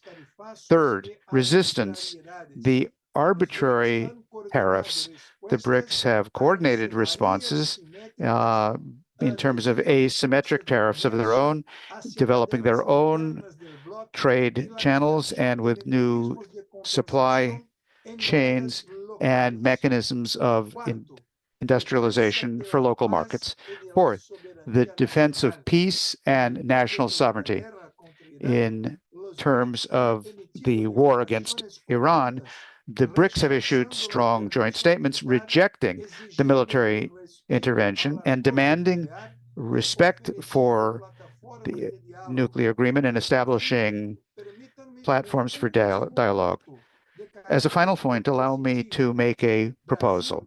Brazil cannot limit itself to merely react before the tariffs or the Trump threats. It needs, de facto, to have a foreign policy that is an offensive one, that is strategic, that is sovereign, which is rooted in three principal pillars. Number one, strengthen of the BRICS as a political bloc, including the creation of a new system of payments based on national currencies and a stabilization fund, which would be against the current trade tariffs. Two, South American integration. Mercosur as a shield in light of the fragmentation of the hemisphere, which Washington is promoting. And third, active non-alignment in conflicts such as that of Iran. Brazil should offer to participate as a mediator, reject unilateral sanctions, and defend international rights. If Brazil passively subordinates itself to the controlled disintegration, it will also disintegrate if it acts within the BRICS as a developer of the global South. It can not only resist, but it can also contribute to the construction of a world multipolar order which is just and peaceful. I conclude, ladies and gentlemen, the war against Iran is not an isolated episode. It is an instrument and a policy of economic disintegration which has been orchestrated to perpetuate United States hegemony under Trump. Brazil has suffered a lot. The consequences of this policy, trade barriers, tariff, capital flight, loss of sovereignty. But in facing these threats, BRICS is a barrier, a defense of global governments and sovereignty, and legal and economic resistance to the tariff policy. The question is not if Trump will try again and attack again. The question is if Brazil and other countries of the global South will have the political will to affirm and state their own policy and path. Mrs. Helga LaRouche, ladies and gentlemen, the moment is now. Either we actively integrate in the construction of a multipolar order, or we will be integrated by force in an order based on controlled disintegration under Donald Trump. Thank you very much. I will see you soon. Thank you very much, Professor Ferreira. And if you've just joined us, and I should say we're now about to transition also to part two of our Executive Intelligence Review International Roundtable, the Iran War and the Controlled Disintegration of the World Economy. You've just heard Professor Lier Pires Ferreira, a researcher at the BRICS Center of Fluminense Federal University in Niterói, Brazil. The next speaker is Dennis Small of the United States. He's as the Ibero-America editor for Executive Intelligence Review. Okay, thank you very much. I'm just transitioning off being an interpreter, and oops, I will start my video in one moment. I just have to close it out on the interpreting channel, and there we go. Okay, thank you very much. And I would like to, in particular, thank the comments from Professor Lier Pires, because it actually serves as a transition to the topics which I wanted to address today centrally, which is the question of controlled disintegration. Now, let's jump right into this. We are suffering and we are seeing a massive dislocation of the world economy. There's no question about that. We're all aware of the fact that 20% of the world's oil flows through the Strait of Hormuz, 20% of the liquefied natural gas, 35% of fertilizers, and so on. What happened when the Strait of Hormuz was closed, not by Iran, it was closed by the war, the unprovoked war of aggression by the United States and Israel on Iran. That is what closed the straits. And the results of this have been fully predictable and known, and my argument is intentional. Now, let me just take two extreme examples to get the idea on this thing. Let's look at India. Extreme because it's the largest country in the world in terms of population, with close to 1.5 billion people. It is the number 3 oil consumer in the world. It imports 87% of its oil, and half of that comes through the Strait of Hormuz. In India, according to the reports I have read, the price of gasoline at the pump has not risen for consumers, whereas in the United States, it's gone up 50% in other places as well. Why? Because the government of India has taken the hit. It has taken the brunt of this, and the cost of imports of oil is expected to increase from $175 billion in 2025 to approximately $265 billion in 2026. Now, that was hopefully going to improve my video. Now, this is not something that is costless to India, because what we are going to be seeing, and this has been announced already, that these balance of payments difficulties that India is clearly facing because of this under the current system with these oil imports, with what has happened, is going to open the door to very significant financial warfare against India. And there will be a drive by the City of London and Wall Street to subject India to massive capital flight to try to force India into a position of submission. That is not going to be accepted lightly by India. I know we have a distinguished speaker from India who will tell us a lot more about this later, but I wanted to just give people an idea of largest country in the world in population. Now let's take the impact of this policy of controlled disintegration on a very small country in Central America, population 11 million people. 11% of the Honduran population has been forced into emigration into the United States already because of the economic devastation that country has been subjected to. Central America, including Honduras, imports 75% of the fertilizers that they use in agriculture. The price of those imported fertilizers has just gone up 50%. This is going to subject the situation in Honduras to unbearable pressure.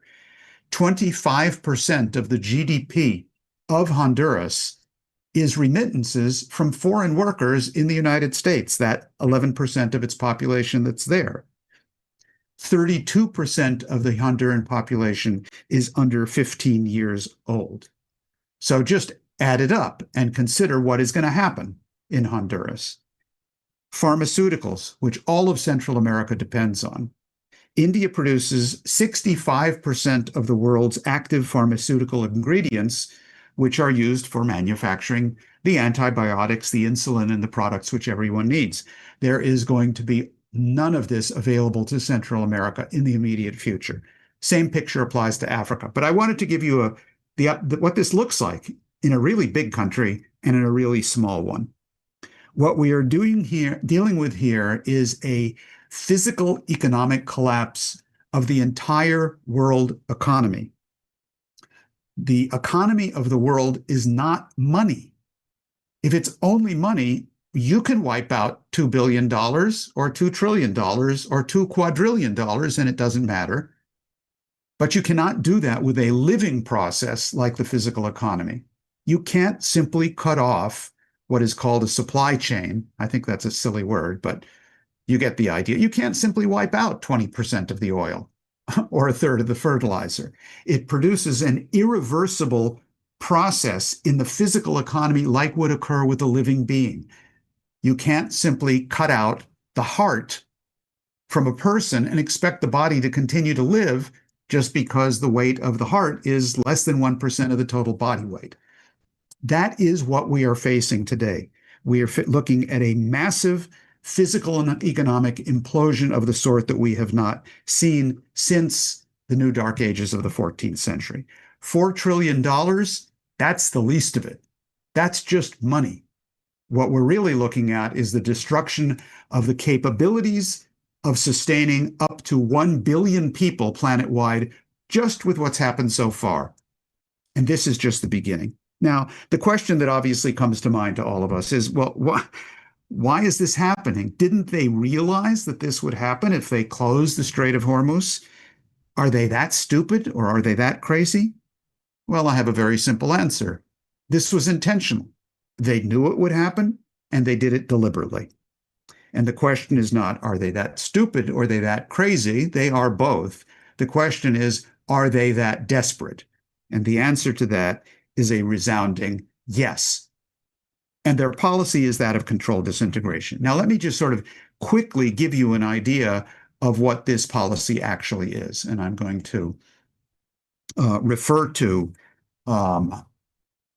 where some of this began. Let me first talk about Paul Volcker, because in a speech on November 9th, 1978, Paul Volcker, who was then the head of the Federal Reserve, his speech at the Fred Hirsch Memorial Lecture in Warwick University, England, Volcker cited a British economist by the name of Fred Hirsch, and Volcker said the following: "A controlled disintegration in the world economy is a legitimate object for the 1980s," close quote. And this is what Volcker did when he got into the Federal Reserve.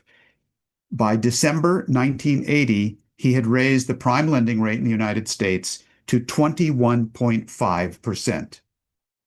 As is documented in a study prepared by my colleague, Richard Freeman, written many years ago, the effect of 21.5% interest rates was a collapse on a per capita basis in the United States of machine tools by 45%, bulldozers 53%, automobiles 44%, steel 49%. This was intentional, and it was controlled disintegration. The effect of this on less developing countries, the third world, was a process which we have called banker's arithmetic. Interest rates were raised so high that the more third world countries paid, the more they owed. And this is what happened in the case of Brazil. In 1980, they owed $72 billion. Over the course of the next 20 years, more or less, till 1998, they paid $146 billion in interest payments alone. They paid more than double what they owed. And after that process was over, they hadn't paid off the debt. The debt had risen to $231 billion. In other words, 72 billion minus 146 billion is equal to 231 billion. That only happens under banker's arithmetic. Now, where did this policy really come from? It didn't come from Volcker. It really came from a study that was prepared by something called Project 1980s, launched by the Council on Foreign Relations of New York, which in 1977 published a 33-book series, one of which was called Alternatives to Monetary Disorder. The author was Fred Hirsch, the same Fred Hirsch who was the speech in honor of him was given by Volcker. Hirsch is the former editor of the London Economist, and he is the one who proposed in that study, which became the policy of the Carter administration, controlled disintegration. And he proposed it explicitly that this is exactly what was required. Now, Lyndon LaRouche had something to say about this whole policy of controlled disintegration. And I'm going to put a slide on the screen here with comments that he made. In fact, this was an open letter to Congress that Lyndon LaRouche wrote on October 16th, 1979, just a few weeks after Volcker got in. And LaRouche said the following: I herewith submit a demand for the prompt impeachment of recently appointed Fed Chairman Paul Volcker. In earlier public statements, Mr. Volcker has stated himself to be a supporter of a doctrine of controlled disintegration for both the United States and the world economy, measures which constitute an efficient effort to plunge the U.S. economy into misery, chaos, and confusion of the sort ultimately worse than the conditions experienced during the Great Depression of the 1930s. A depression is not necessary. Any official who adopts a policy of controlled disintegration of the United States economy is engaged in a treasonous undermining of our nation's overall security at this junction.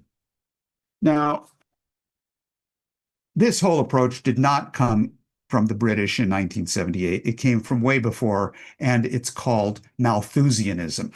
And people will recall comments by Thomas Malthus in 1791, such as this one that I have on the screen, where he encourages the reduction of the population and, if necessary, as he said, court the return of the plague as a necessary means for reducing the population intentionally. This didn't stop with Malthus. Bertrand Russell said the exact same thing in 1951, which is one of the reasons Lyndon LaRouche called him the most evil man of the 20th century. And Russell, too, called for a Black Death to spread throughout the world.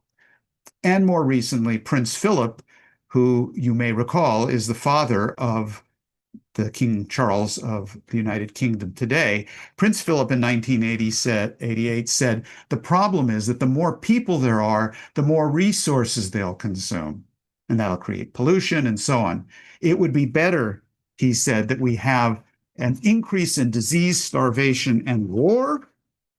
In the event that I am reincarnated, I would like to return as a deadly virus in order to contribute something to solve overpopulation. My conclusion from this: we are not faced with an accident or a mistake. We are not faced with a resource war.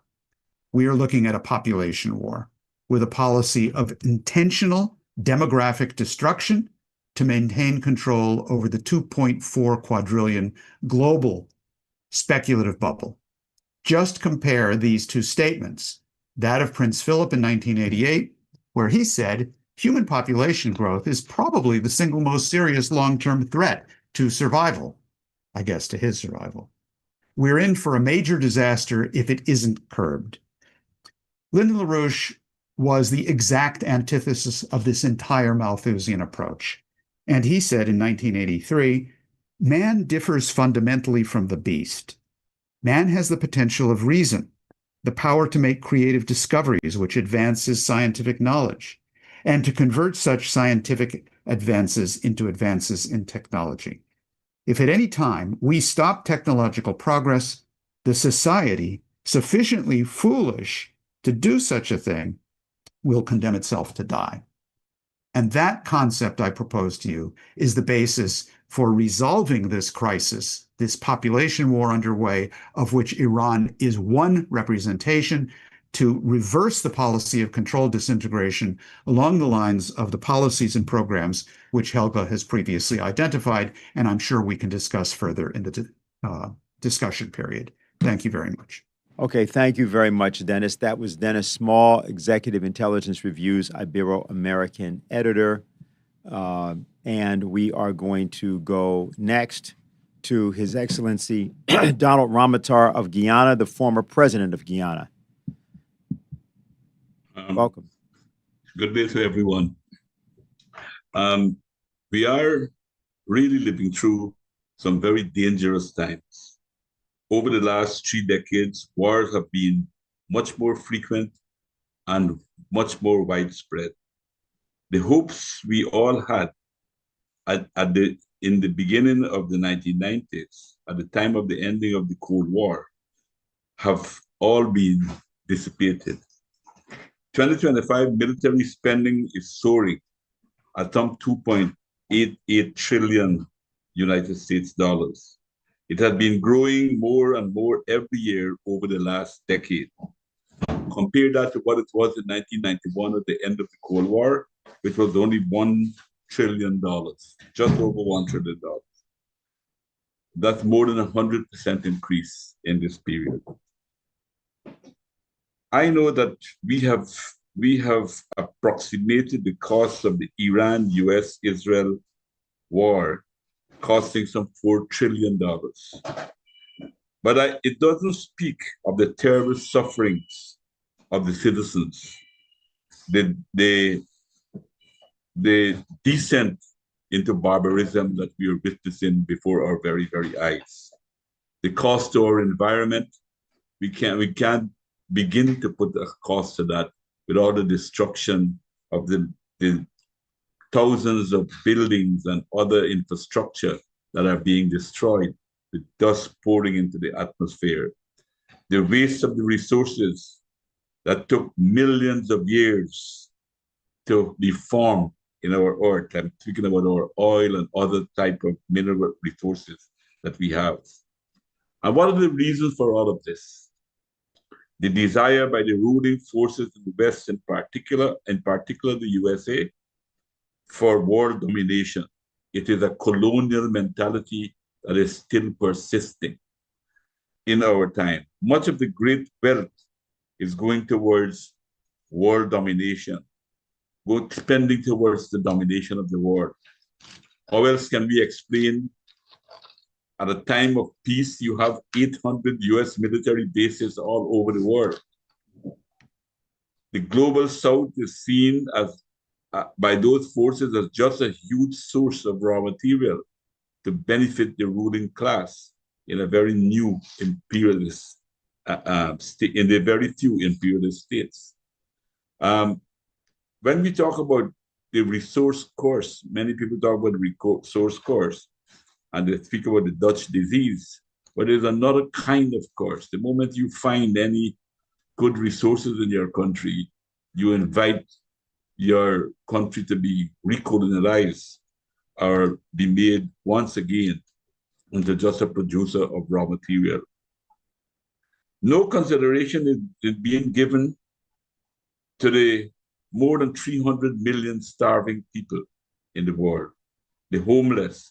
Indeed, the wars are creating more homelessness, more hunger, and more destitution than at any other time that we can think about. Imagine something must be seriously wrong with us, with the system that we live in, that we produce so much that can solve all the problems of hunger and poverty and homelessness.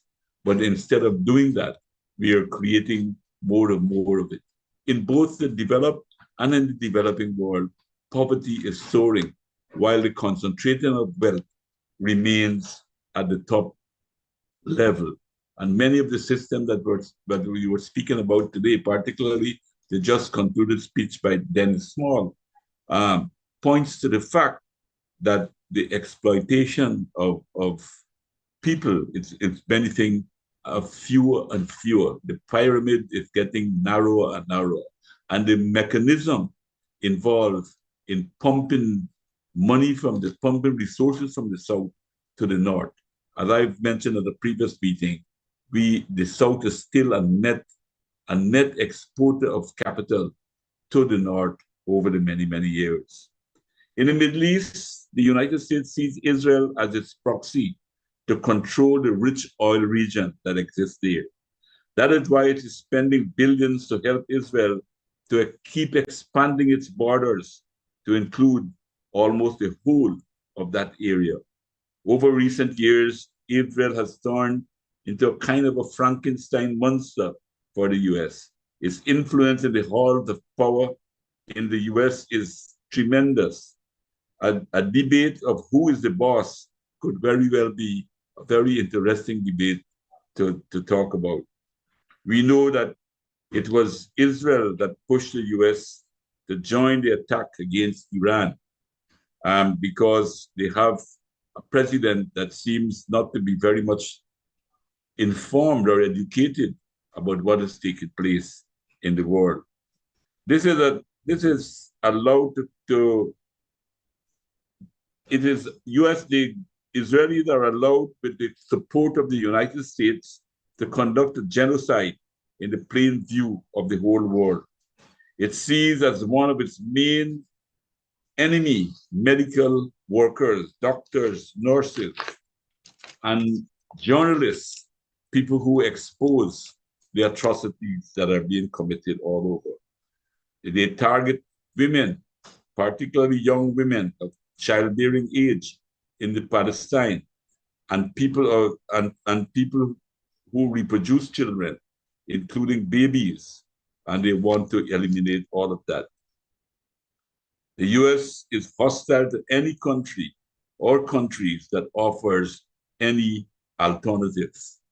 As someone mentioned, alternatives are developing, but pretty, sometimes strongly, sometimes weakly. But that explains their attitude towards China. China is not seeking to compete necessarily with the United States. They are pursuing a line of win-win cooperation, of a development of the whole world, the infrastructure. But look at what recently happened in Panama with the United States pressuring the Panamanian government to remove a legitimate, ordinary commercial agreement because they want to push China out of our region and under the grounds of China being a threat. No one is a threat to the United States. I have to be very clear about that. No one wants to fight with the United States. This is being used as an excuse. Look at what is happening in Cuba. Why is Cuba, even just now, recently, I just heard today that they have imposed another shipping blockade on Cuba. People can't send anything or buy anything. Cuba is going to find it almost impossible to export or import goods into its country. Why? Because it's offering an alternative way of life that the ruling classes cannot accept and they cannot allow to succeed. Therefore, Cuba is being targeted. And that is why today, more than ever, the world needs to stand beside Cuba. Cuba is not a failed state. Cuba is being made to fail by the kind of pressure that we are under. And why is Iran under attack? It's largely because it is supporting the national liberation movements within the Middle East, because we see the same tactics that is used in the Gaza is now being used in Lebanon, and to expand the borders, the living borders of Israel. And there is a deliberate attempt on the part, I heard some of the colleagues speaking about guarantees by the United Nations, but if you've been following the developments in the United Nations, the United States have been consciously, before Trump, trying to destroy international laws and international institutions so that they can do as they feel, because they see themselves as the most powerful country in the world, and they do not want any laws to limit their power, and so that they can do exactly as they right. This, while it seems to be a sign of strength, is also a sign of weakness on their part. It is a reflection of the decay that is taking place in the system that we live under. And not only a political degeneration, but a moral decay within the society itself. Unfortunately, the alternatives are rising too slowly and not cohesive enough. Even though BRICS at this point in time offers the best possibility for a better world and an alternative world that is taking place, if you look at the collection of people there, you will see that they're not very focused and very united on many of their issues. And that is the kind of weakness. So, for instance, India seems to have strong sympathies with Israel, and you have other countries some Arab countries that have allowed the genocide to take place in the Gaza. They are also part of the BRICS in those areas. Those are fifth columnists. I think the need for a more determined and forward-looking organization is very important. And I want to agree with someone who mentioned just now that it's not now for governments only to take, where we can get governments to take a stance is very, very good.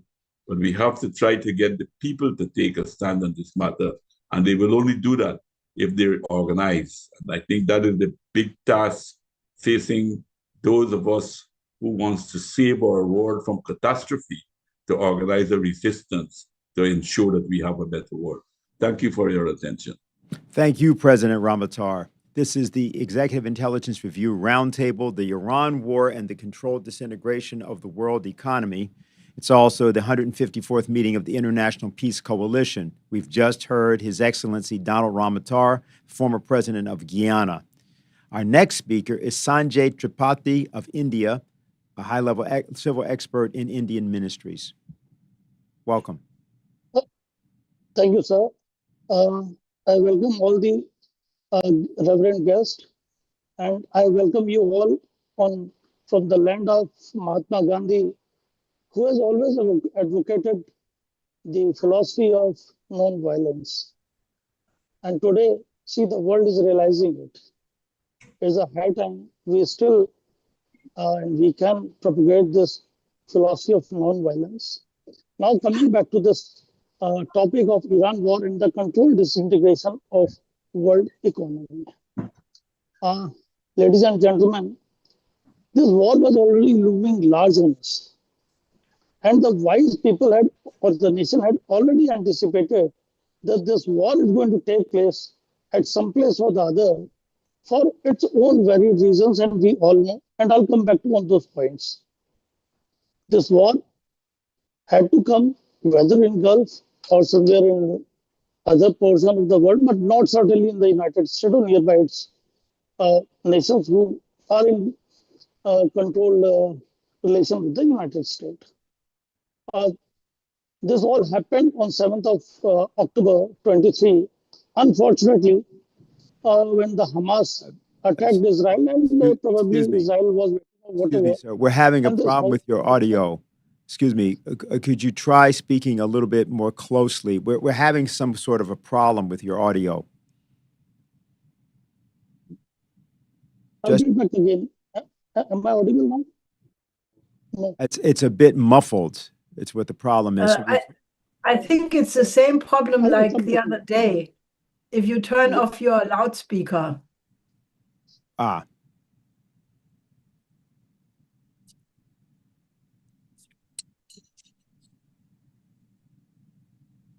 Am I audible now? Much better. Much better. We'd actually ask you if you could to even sort of begin again. It was very difficult to pick up your train. Not the whole thing, but just sort of bring us in with you. Yeah, now we can hear you.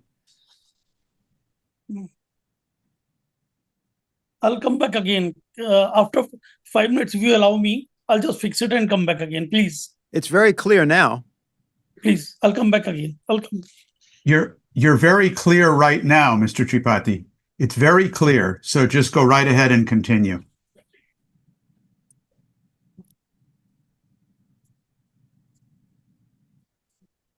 He's not hearing us, apparently.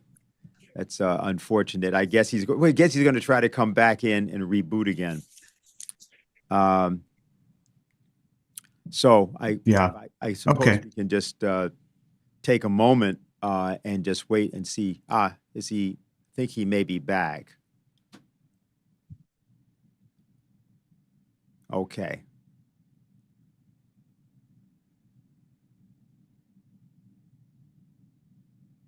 Are you able to hear us?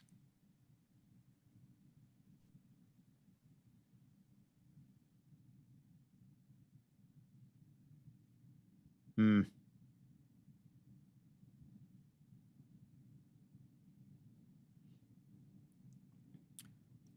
Well, perhaps what we should do. Mr. Tripathi, can you unmute your microphone? We can see you, but your microphone is muted.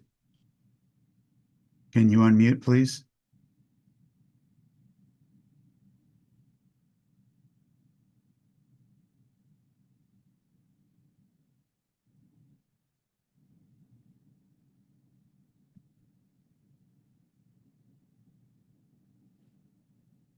Okay, it sounds like there are some problems in him hearing us. Maybe, Dennis, the thing to do is to continue with our next speaker, and then we'll come back. Let's just continue. I believe that we are now at the final speaker, who is Mr. Frank Bornschein of Germany, City Council of the town of Schwedt. You're there? Welcome. Please Ja, wunderschönen guten Abend oder je nachdem. I wish you a good evening or wherever you are. I'm happy to talk here again to this current situation about the industry in Schwedt, the oil industry. It's a petrochemical an enterprise. It was built in the 60s in GDR at the border to Poland.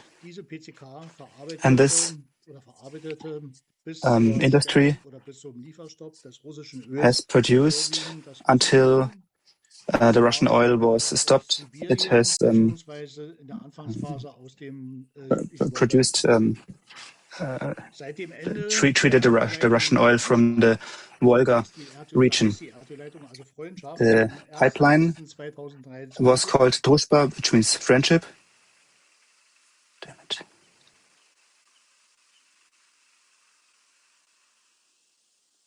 Anscheinend hat jetzt Internetprobleme.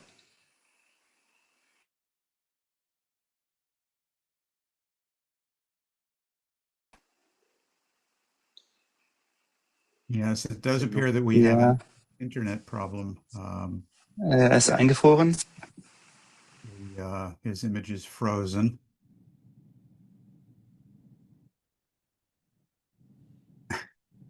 All right. Well, we seem to have had internet problems here at the end here.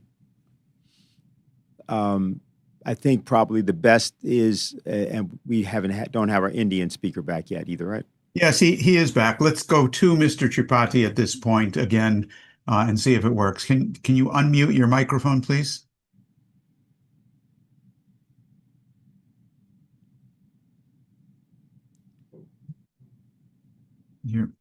Whoops. Well, he's not back, but I think our German speaker is back. Is that right? They're both on and both have their microphones muted. Let's let Mr. Bornschein, can you please turn your microphone Dennis, on? Let me just do this. Okay. If you can see him. Yeah. Let's leave the Indian speaker off for a minute and let's see if we can get the German speaker back on. Hallo, hören Sie mich? Yes. Okay. Yeah. Nochmal beginning or also nochmal von Beginn? So should I begin or? Yeah, you should just go ahead from where you were. Also, die PCK Schwedt bezieht zurzeit. So this industry in Schwedt is currently doing 6.5 million tons of oil from Rostock and Danzig in Poland, and also until the 1st of May, 1 million of tons from Kazakhstan. This oil from Kazakhstan is important that this must come from like the like this former industry? This Russian oil is in contradiction to the Arabian oil or other wells of oil. It has a high percentage of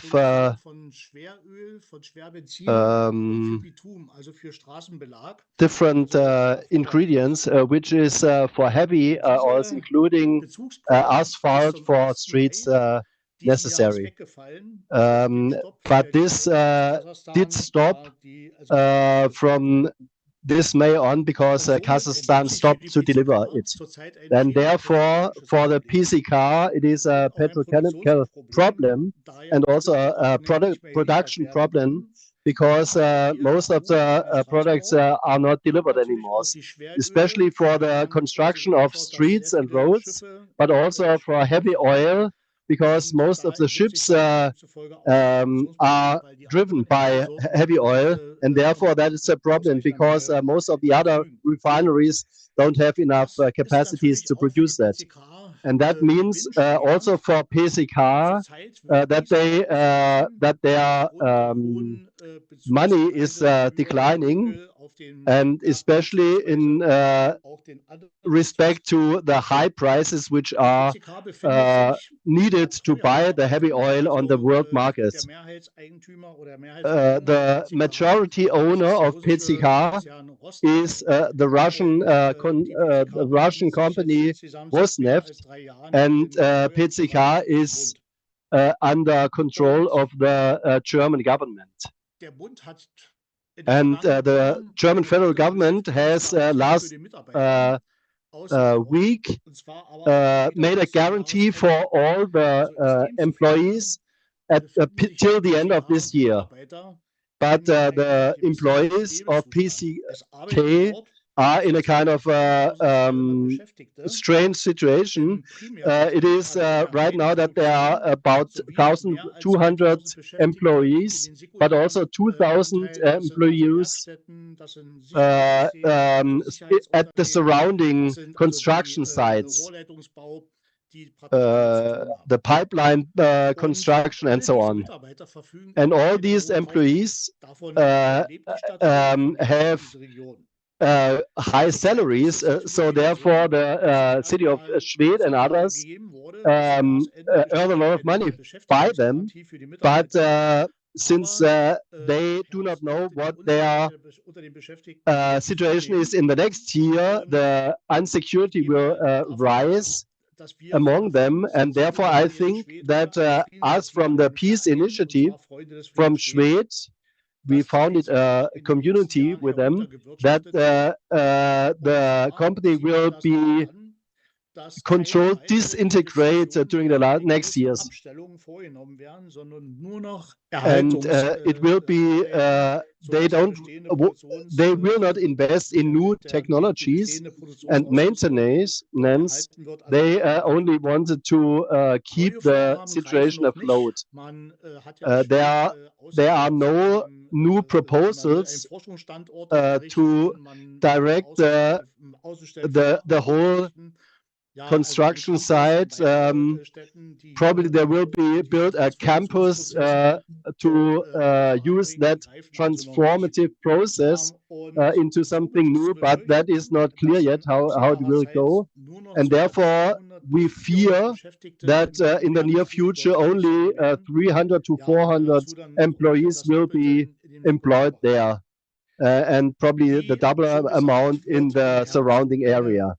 As I already said, is that in autumn of this year, the insecurity will rise among the employees, and at some point the federal government has to come out with some clearance that the company will not be held in that way, or that it might be diverted into a military production site to produce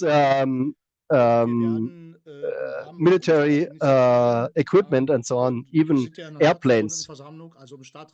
In the city council, we are also represented, and we will put there an initiative. Schwedt equals the standpoint of peace. We already put something in there that we want to use a flag, a peace flag there, and we wanted to have the result that the city of Schwedt will develop into a peace town, but this is still up into the open. In respect to how much of the production is still be used, the different kinds of oil sorts will come in there. Except from Kazakhstan, Schwedt receives between 0 and 5% of the whole oil from the Arabian countries. That means that it is not affected by the delivery chains of the Iran war, but it profits on the one side from the high prices. But on the other side, the insecurities come into that situation also. As I already said, we have the fears that it will be downgraded or it will be changed into a military production site, or will produce fuel for rockets and fighting drones. We are against that, and we wanted to bring that initiative into the city council, and we'll hope that the city of Schwedt will promote that. Thank you. Thank you very much for your presentation, and it's unfortunate that we had that little technical problem, but there are going to be some questions, I'm sure, about your situation. I have a couple questions about it myself. We're going to try to go back for a minute to Mr. Tripathi of India. Oh, thank you, sir. And once again, I welcome all the... am I audible now? Yeah, you're audible, and please just thank you. Take it from the top, as they say. Yeah. So again, again, welcome all the August gathering from the land of Gandhi. And what I was saying, this war was already looming large on us, and the world knew it. It was only we were just trying to buy some time, and the perpetrator of this war were waiting to do it. And this chance came to them, I'm being very candid, on 7th of October 2023, when unfortunately Hamas raided Israel. And then Israel already wanted some reason and they went ahead. And why US joined? Because we all know for long dollar was already under question. The legitimacy of the dollar as a world currency was already under question and under shout. And US was already having a fiscal deficit up to 5.9%, which was very high and would have gone into a spiral. And as far as it was spiraling high, which was already told by our previous guests. I wouldn't touch much on that. But coming back to this, the topic of this Iran-US war and the world disintegration, or controlled disintegration of world economy. Now, US and Iran and Israel both have attacked. Israel has got the major winner out of this war. And now the complex issue which is encompassing it is on 5 points.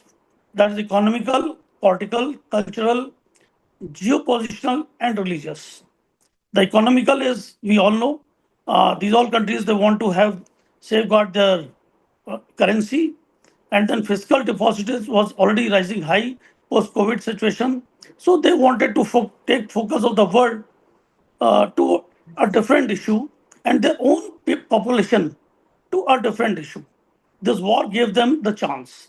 And the political issue was already there. Then the culture, which will always exist, the supremacy for the culture. And then the geopolitical, Israel is the gainer, Israel has already gained. And now, and coming back to the disintegration part, when we are talking about it, in future, it might come that a state might ask the dollar to be pegged against some cryptocurrency, and which they have already started by taking over the bitcoins and others. So that all the countries will have to see it. Now coming back to our country, how we are controlling it. The previous speaker had spoken. Our Prime Minister has already been harping upon the Make in India, and most of the countries should do it. If you make your internal economy stronger, the overlay of the forex, that is foreign exchange, is controlled, and then a wise expenses of the internal economy is controlled, and the forex is controlled. This is how the countries, as of now, we can safeguard ourselves, which I would suggest to other countries where the price of gasoline is going high. The government will have to take the hit the way Indian government has been taking it, which has been praised by the earlier speaker. So, and who are the gainer out of this war? I would say Israel is the clear gainer. America, the US did not anticipate that Iran will come back strongly, which was actually not anticipated, and it has come back, and it is a stalemate now. And I would submit that we all should agree to this thing, that this stalemate should be broken somehow so that the world can move ahead. We have already seen the COVID problem, and this is, again, it has been coupled with this present situation. So in all, Israel and US should take a step back. And the most intriguing part was the silence of the most important nations who would have mattered, like China and other European Union countries, who could have come forward and would have tried to diffuse this stalemate and the situation, which has not been done so. So I would suggest, thus, keeping this Iran-US war into account, a stalemate should be broken, Iran should also bow down, and the Strait of Hormuz for the rest of the world should be open. Otherwise, the coming situation is going to be from bad to worse. Thank you. Thank you very much. We apologize, and obviously of the technical difficulties, but it's very useful that you gave the presentation that you did. And I think what we can do at this point is bring up on the screen our speakers, which would be Helga, Zepp-LaRouche, Dennis Small, President Ramotar is with us, yourself, Sanjay Tripathi, and Mr. Bornschein. Helga, I would ask that you would first make any comment about what you've heard. Well, I think that what Dennis Small was bringing up in terms of the intention behind what is happening, I think that is definitely something which I think would be very useful for everybody who is concerned about peace to be investigated. And this concept of the controlled disintegration, we followed this very closely in the 80s when McGraw-Hill, the publishing house, published altogether 30 books on the topic.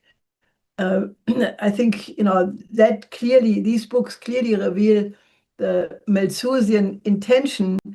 For example, there was one book in the series which was called To Prevent the Reoccurrence of Cameralism, it was basically to prevent that cameralism would unite with socialism. And what they meant by that is that they should never be allowed to have another Japan anywhere in the global south, because that was regarded as a complete violation to their Malthusian principles.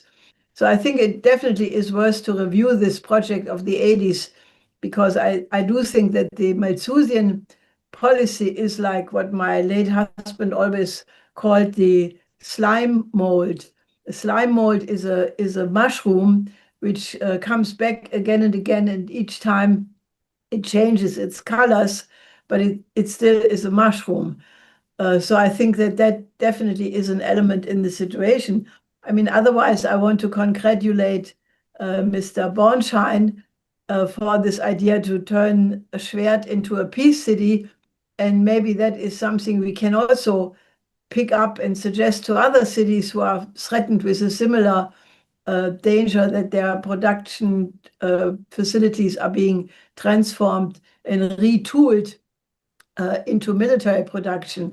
I mean, we were campaigning many years ago to retool the bankrupt auto industry into useful farm machinery, build tractors, not weapons. And now they're doing the exact opposite. Even in the most incredible thing is that the city where the Peace of Westphalia was meeting, or one of the two cities for 4 years, Osnabrück, I think Pistorius was the mayor of Osnabrück, and he is now the key warmonger in the German government, or one of them.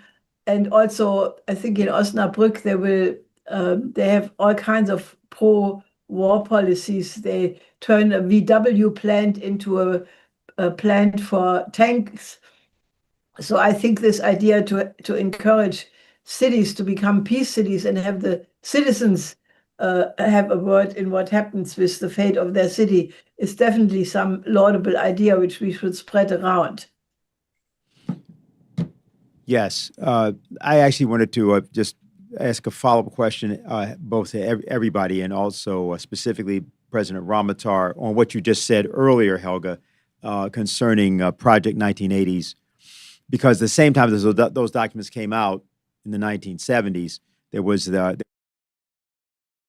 memos, not really known until the 1990s, written by, for example, in the National Security Study Memorandum 200, which Henry Kissinger, it's also known as the Kissinger Memo, in which the notion was that populations had to be controlled in various areas of Ibero-America, Asia, and Africa because of the strategic minerals, precious minerals and resources that would be used by NATO countries.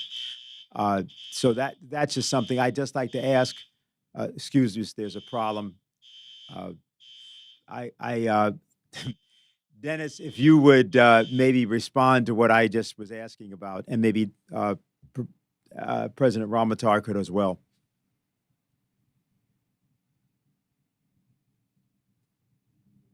I think you're muted.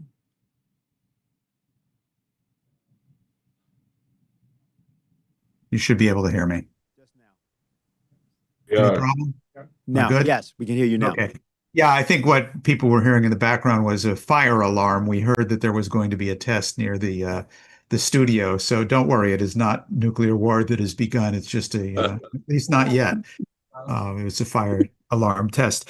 Yeah, I have a comment and a question to add to yours. The comment, just to pick up on this idea that Malthusianism has been an ongoing policy and explicitly stated one. Kissinger's National Security Study Memorandum 200, completed on December 10th, 1974, but not made public till much later, stated, as Dennis Speed was just saying, and these are quotes, "We have to provide assistance for population moderation in various countries." In other words, reduce the population. The countries that they name are India, Bangladesh, Pakistan, Nigeria, Mexico, Indonesia, Brazil, the Philippines, Thailand, Egypt, Turkey, Ethiopia, and Colombia. And I'm sure that since that was written, Iran has been added to that de facto list. And what the document says, just to put it in their own words, Kissinger's words, the real problems of mineral supplies, which the West needs, lies not in basic physical sufficiency. In the extreme cases where population pressures lead to endemic famine, food riots, and breakdown of social order, those conditions are scarcely conducive to systematic exploration for mineral deposits or the long-term investments required for their exploitation. Close quote. I'll translate that into the normal English language. They have the minerals. If we let their population grow, they're going to want to use the minerals. We're not going to let that happen. We want those minerals. Therefore, we will reduce their population. That's a fair translation. Now, the comment that I had was to, again, just to bring this controlled disintegration policy question directly home to the present. It's not just Kissinger, it's not just the Project 1980 studies of the Council on Foreign Relations, it's not Parson Malthus and Russell and Prince Philip and so on. The top economic advisor to President Trump, the head of the Council of Economic Advisors, Steve Miran, he was the head of the CEA until a few months ago when Trump put him on the Federal Reserve Board to try to ram through a policy of lower interest rates, which didn't work. But as head of the Council of Economic Advisors, Steve Miran developed something which he called the Mar-a-Lago Accord. This was modeled on the idea of earlier agreements which Kissinger and others had pushed through. And it consisted of the following. Miran, mind you, is a Harvard graduate. He also comes out of Fidelity Investment and the Hudson Bay Capital Group. So he's a representative of the speculative groupings, otherwise known as the Epstein class. And he had a 4-point policy proposal. Tell me if any of this sounds familiar. Number one, have a forced devaluation of the dollar to deliberately deflate the debt of the United States, because if you have big inflation, the dollar is worth much and much less. And if you devalue the dollar, $1 trillion today is worth tomorrow $1 billion. So you devalue the dollar and deflate the debt, number one. Well, that hasn't really worked too well. The last time I looked, it was $39 trillion, the United States debt. Now, I admit that was last week, so it may well have reached $40 trillion by now. Number two, raise tariffs to the rest of the world very substantially with the idea, Miran said, of increasing manufacturing in the United States, because if the foreigners, we don't let them send their stuff in, we'll have an increase in manufacturing here. Well, how's that one going? The tariffs have gone up and up, but manufacturing in the United States, over 11 of the last 12 months, employment in manufacturing in the United States has dropped. So manufacturing is collapsing as a result of this brilliant policy. Number three, Miran said, since the dollar will become so dominant worldwide, what we should do is we should sell treasury bonds for 100 years. In other words, what he called century bonds. Now, who in the world is going to invest in any country's century bonds, let alone the United States, under this crisis? But that's what he proposed, and he thought that people would do this, and therefore you could stretch out the treasury debt for 100 years so you don't have to worry about the rapidly rising payment of interest on that debt, which, by the way, is now more than $1 trillion a year. Well, how did that go? Not so good, because what's happened with the treasury debt is that the United States has been forced to sell shorter and shorter treasury bonds.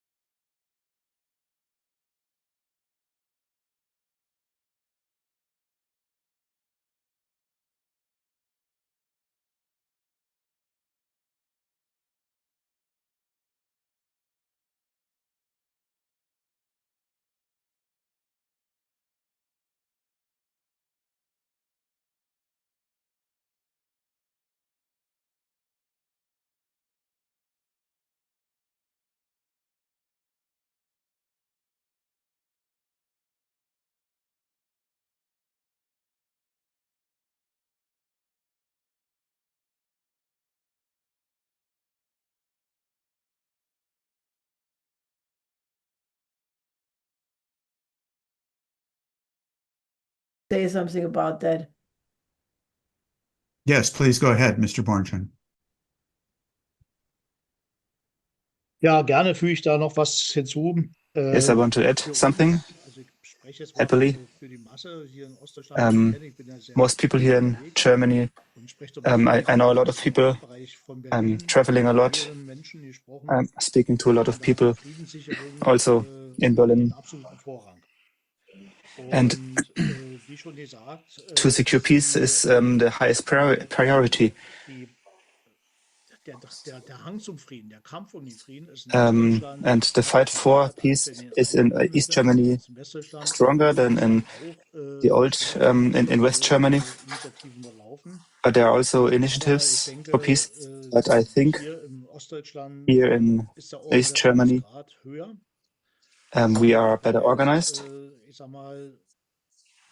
Dies wahrscheinlich auch damit zusammenhängt, dass es And we have auf diesen Territorien der Bundesrepublik Deutschland einen Staat gegeben hat, because I think that is linked to the fact that we had a state, the GDR, which where the security and peace had the highest priority.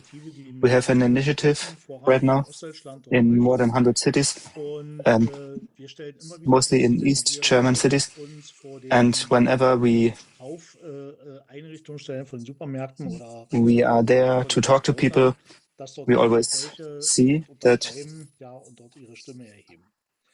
many people sign and interact with us. But most people in Germany have not yet understood that peace is not everything, but without peace, everything is nothing. That means when no peace is there, everything people do, whatever they do, wherever they are organized, is being destroyed and cannot be realized. And I think not everyone has realized that. We are fighting for that. We are talking with people, and it's really nice to have this connection to Schill Institute and BÜSO when we see how people think international in the international regard. That's really nice. We are always happy for cooperation. Thank you. Thank you very much. I'm going to pose a question to President Ramotar because he was speaking earlier. I believe Dennis Speed is back online, but your microphone is muted, if I'm not mistaken. Is that the case? Hold on, we're trying to. Got a muted microphone there. Hold on. There you go. Okay. You able to hear me now? Yeah. That's okay. Fine. Yeah, I wanted to pose a question to President Ramotar because of something that he said regarding the need for popular mobilization. Many of the people that are on our platform today are regular participants in the International Peace Coalition meeting. Also, the report that we have from Germany indicates very clearly a kind of way in which the population itself is doing things that can make a decisive difference in this way. And there are even some independent candidacies in the United States that are trying to do that. Cases of presidential candidate Diane Sayers, independent, or Jose Vega, who's a congressional candidate. But I wanted to ask, what did you have in mind, or what do you think are the kinds of things that people should be thinking about doing? Obviously, today's dialogue was one such initiative to allow citizens to have a background and, real conversation about what is actually possible in the realm of peace. So if you could make a comment about that. I was more thinking about what used to be happening in the late 70s and early 80s when you had a strong peace movement, particularly in Europe, which at that time, Europe was acting like a kind of a brake on the United States to kind of temper some of the aggression that they've had and so forth. But since the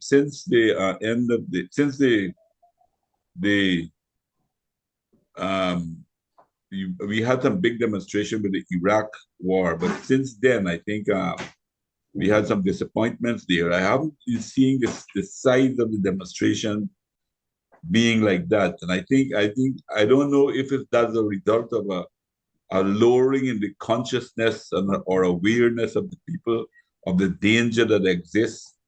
If there's a lack of appreciation of the dangers that we face at this time, that is what is causing these issues. And many of the other forces that are organized, I think sometimes they get carried away with the peace forces, sometimes they get carried away with other things.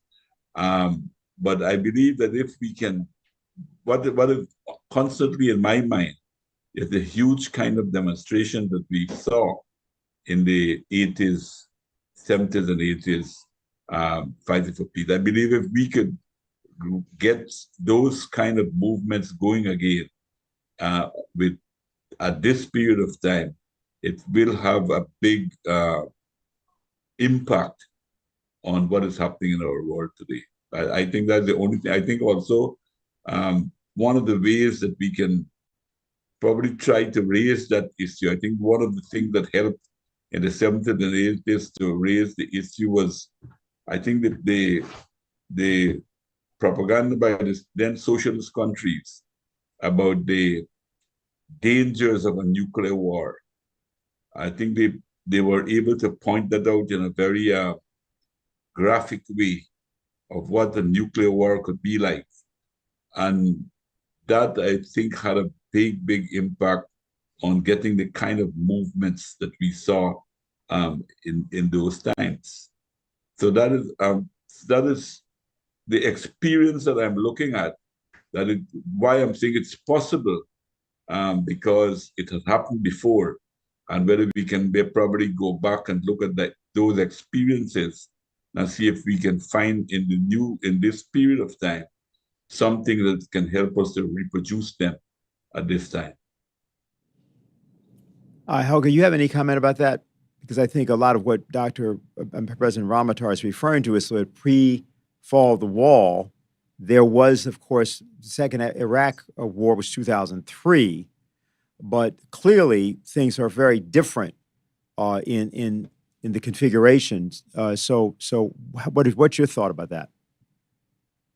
Well, I think that the forces who want to push the militarization, they're spending a lot of effort in what they call controlling the narrative. And unfortunately, they have succeeded, especially in West Germany, to really sell the story about what was the cause of the Ukraine war. It was the unprovoked war of aggression by Putin. Putin is being demonized, and people believe it. I mean, I'm absolutely shocked but there is such an effort to control what the mainstream media are reporting, the German media, TV and radio. There is not one news item which does not have a spin. And so it's only the people who believe on their own, their own historic studies, so that they have already an own conception, who are sort of inoculated against it. And people who go to alternative media, which are growing naturally.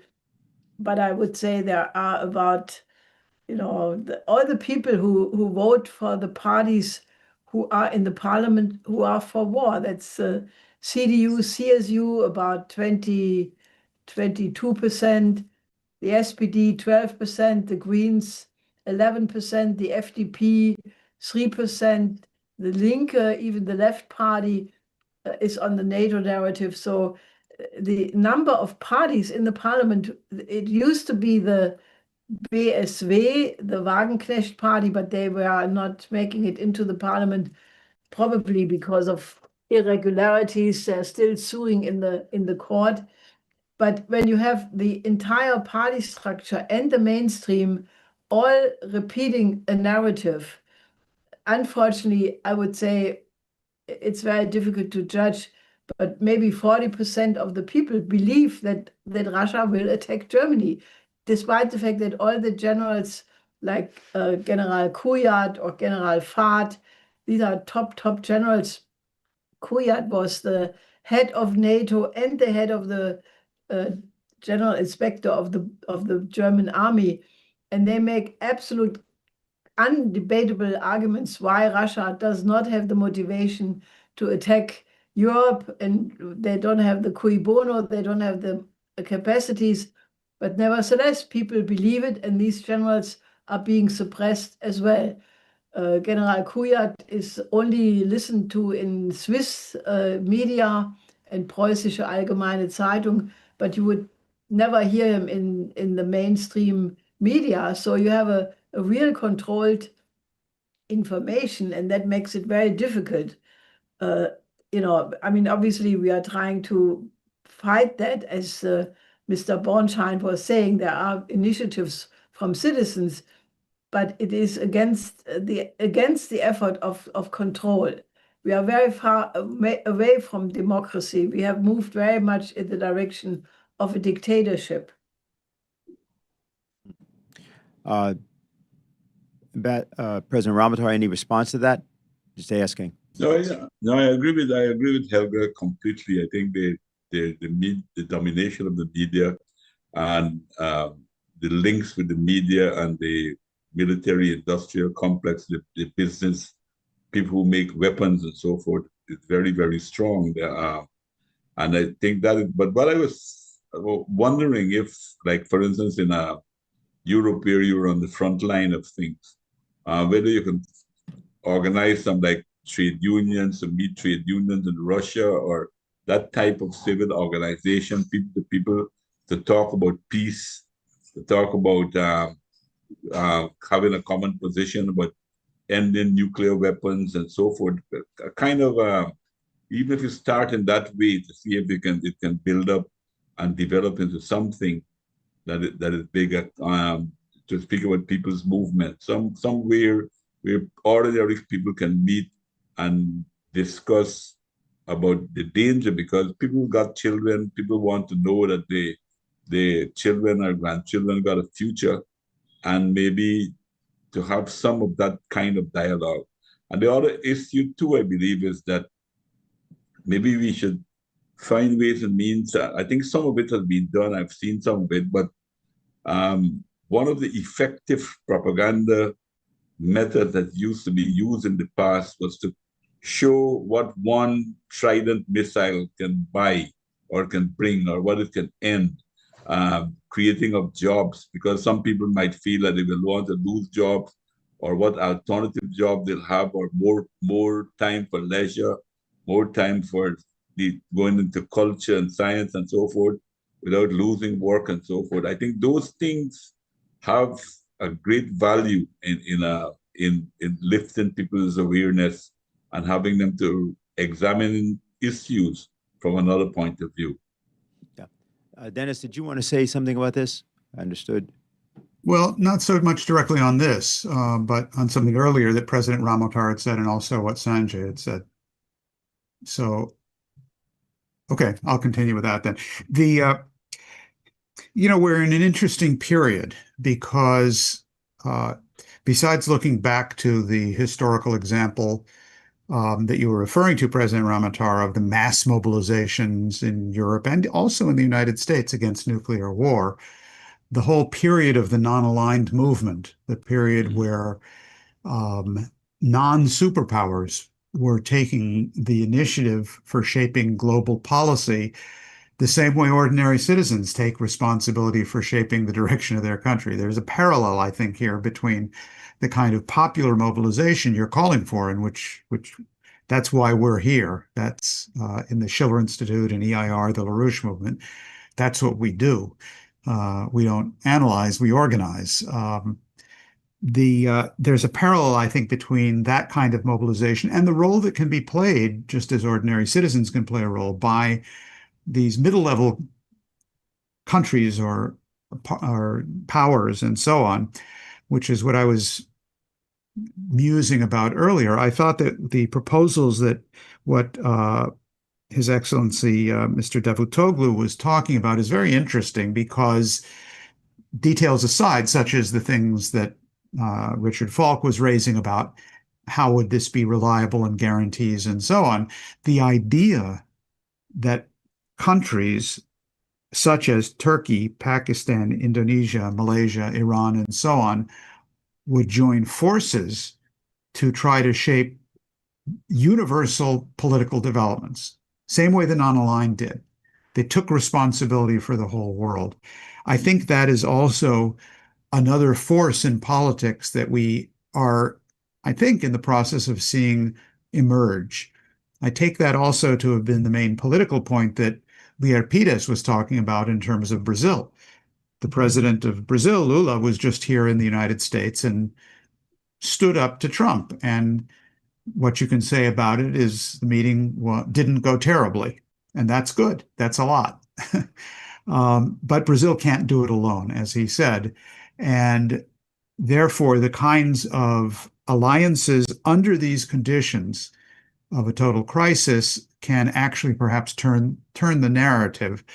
The narrative only goes so far. When you can't eat anymore, when gasoline prices go to $10 a barrel, when there is nothing but a military economy left on your soil, where your nation has been invaded and your president kidnapped or your head of state killed, the alternatives that are now in development, that are beginning to actually express themselves, take on greater voice and greater strength.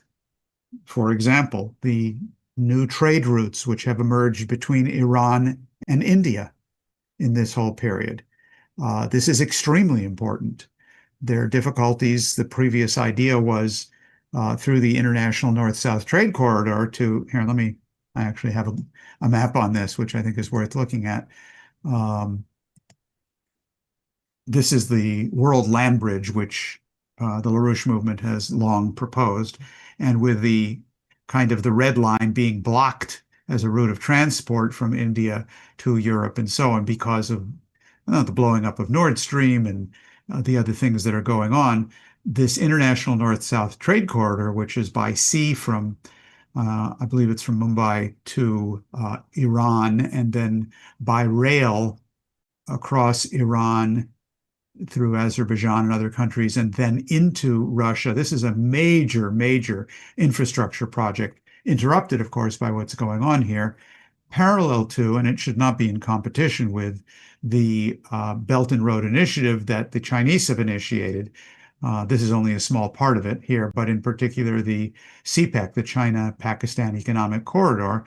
And of course, we're aware of the historic tensions and difficulties between India and China, but it's also a world in which the cooperation, or as was stated by Mr. Davutoglu, the economic interdependence and what is gained through joint cooperation so vastly outweighs the historic difficulties. It creates the circumstances for doing today the kind of thing that was done around the Treaty of Westphalia. So I think we are in a moment of major transition internationally and in national situations where it becomes more possible to do the kind of mobilizing which President Ramotar is referring to and is so urgent, despite the narratives, and also for countries that previously thought they had to simply listen and do what they were told to instead become the central actors on the world stage and to help bring sanity to countries like mine, the United States, which is, of course, a major power, but has over recent decades, not just with this president, but recent decades, lost its basic sanity. And those ideas, those of LaRouche and of those candidates like Diane Sayre and Jose Vega that were mentioned previously, there is a proper interlocutor for what these other countries are in fact initiating. So on the one hand, you look at what exists today and one is extremely concerned and almost pessimistic, except there is an underlying optimism that comes from the potential that's there. Because after all, we have solved problems in the past. We dealt with the Black Death. We solved the religious wars of Europe. And so therefore, through meetings such as this and these kinds of dialogues, we can pull together the forces to have a sufficient strength of ideas, above all, to turn the world situation around. Helga, there's a question that I have for you, which was actually transmitted to me earlier before the day started. It's from journalist Garland Nixon. And here's what he was describing. He described that although Trump showed up in China, it's not clear whether Trump had just invited himself.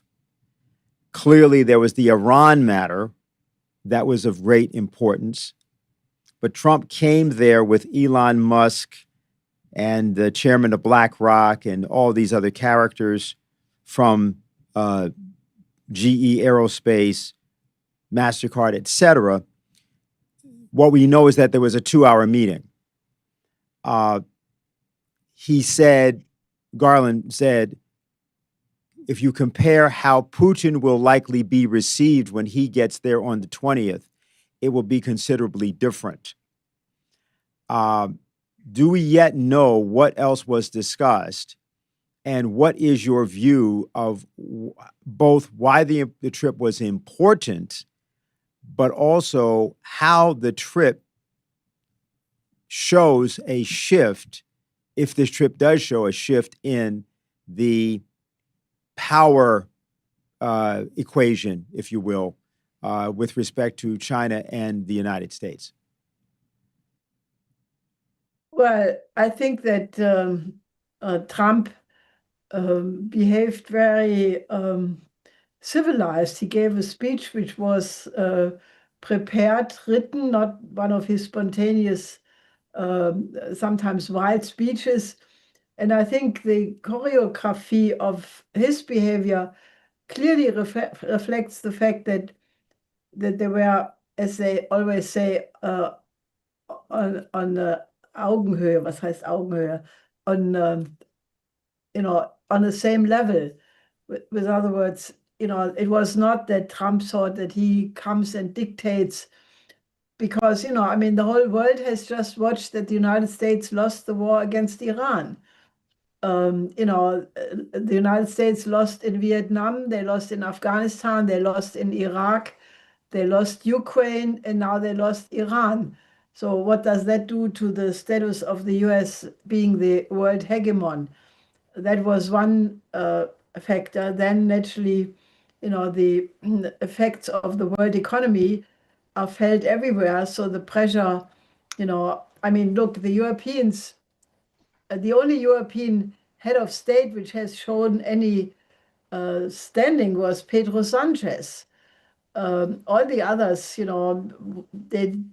but even those people who are in the coalition of the willing, they are not supporting the Iran war.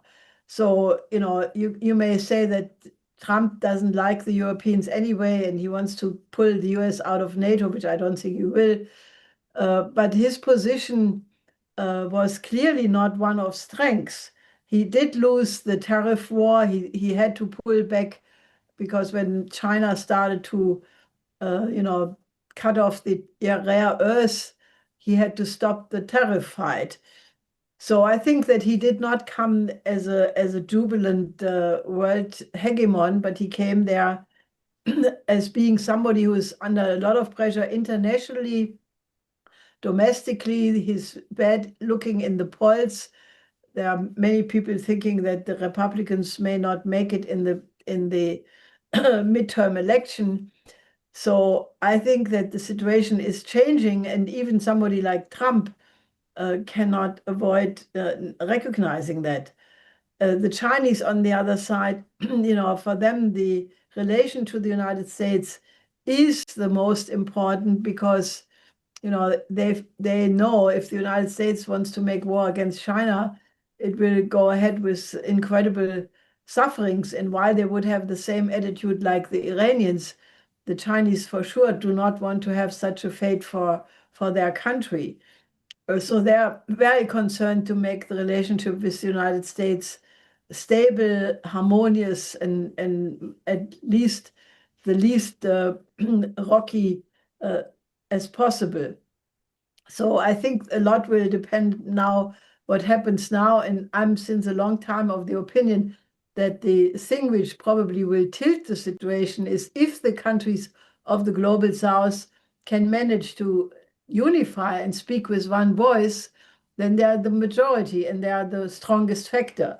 So I think the unifying of the global south and then making the effort to get the countries of the West lined up and go for cooperation instead of confrontation is the only pathway I can see that we will avoid catastrophe. Thank you, Helga. We're going to now go to summary remarks. This will be the final remarks of the speakers. And I want to start with Mr. Sanjay Tripathi. And you can say whatever you have to say if you have anything to say about the earlier question or any other questions or anything else you'd like to say in conclusion. Few things I just missed out when you asked how the other countries can take cue from our nation. You see, the first thing I said, the reliance on your own domestic production and on your own self. The countries have to get out from the umbrella of the United States. Let's understand, is no more a big power and does not carry a might. That is why the United States is trying to wage the war, create disruptions here and there, pick up the president of a country. I don't know how our country has been moving ahead. We have been generating our own self-reliance. Like there was a big drive by the central government on the solar power. Almost every house was asked to go ahead with the solar power. It might sound small, but in result, it gave us abundance of energy. When there is abundance of energy, it supports your industry. That was one. Then there was upliftment of the economical weaker sections. So when they were uplifted, they moved towards better things like education and all. It helped us to become now a big economic force. You know, it is almost now number 4 in world, I would say, if you allow me. And then there was our PM has led by his own example, asking the people for wise expenditure, like how to mitigate the extra expenses at this time of war. So these couple of things, once all countries, they start relying their own self, their own production, obviously they'll become economically healthy and they will be able to stand up against such might. And there are times we are looking forward to big other nations, like you said, European nations and China, they should come up, get together and have a say. And in future, I don't know how the dollar is going to behave. That is why so much of turmoil is taking place. We are not talking much on that, but that is the fact of the matter. Thank you. Thank you very much. Mr. Bornschein, any final thoughts?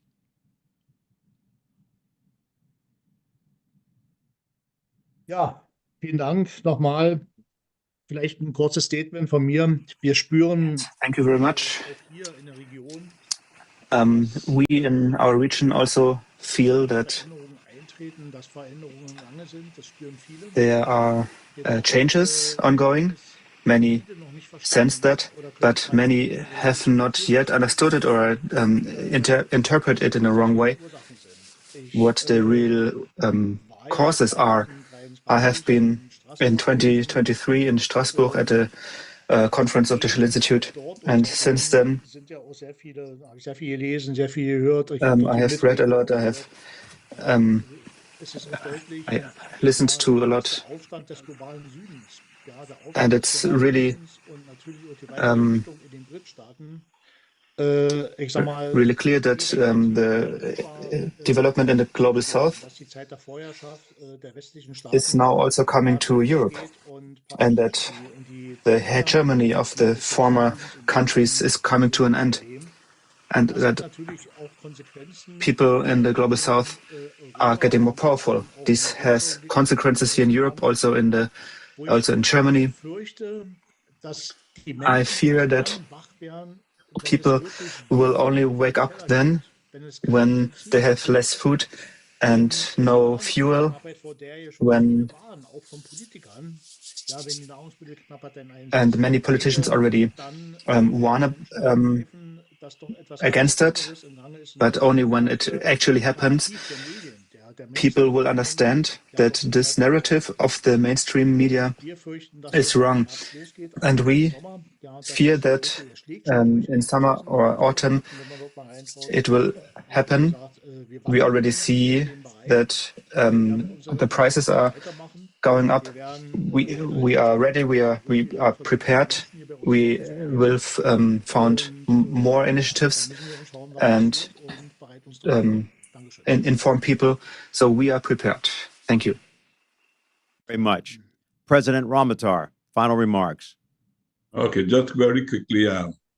I know the times are different than what it used to be, but I think part of the difficulty we're having in the South, or the developing countries, if I may call it that, is sometimes it's a question of leadership. I think if you look at the non-aligned movement that was mentioned just now and the leadership it gave, it also had very powerful leaders and people who were respected. I mean, I would say that Jawaharlal Nehru was the first developing country statesman that we had, and he was a towering giant to stand with any of the big powers of the time.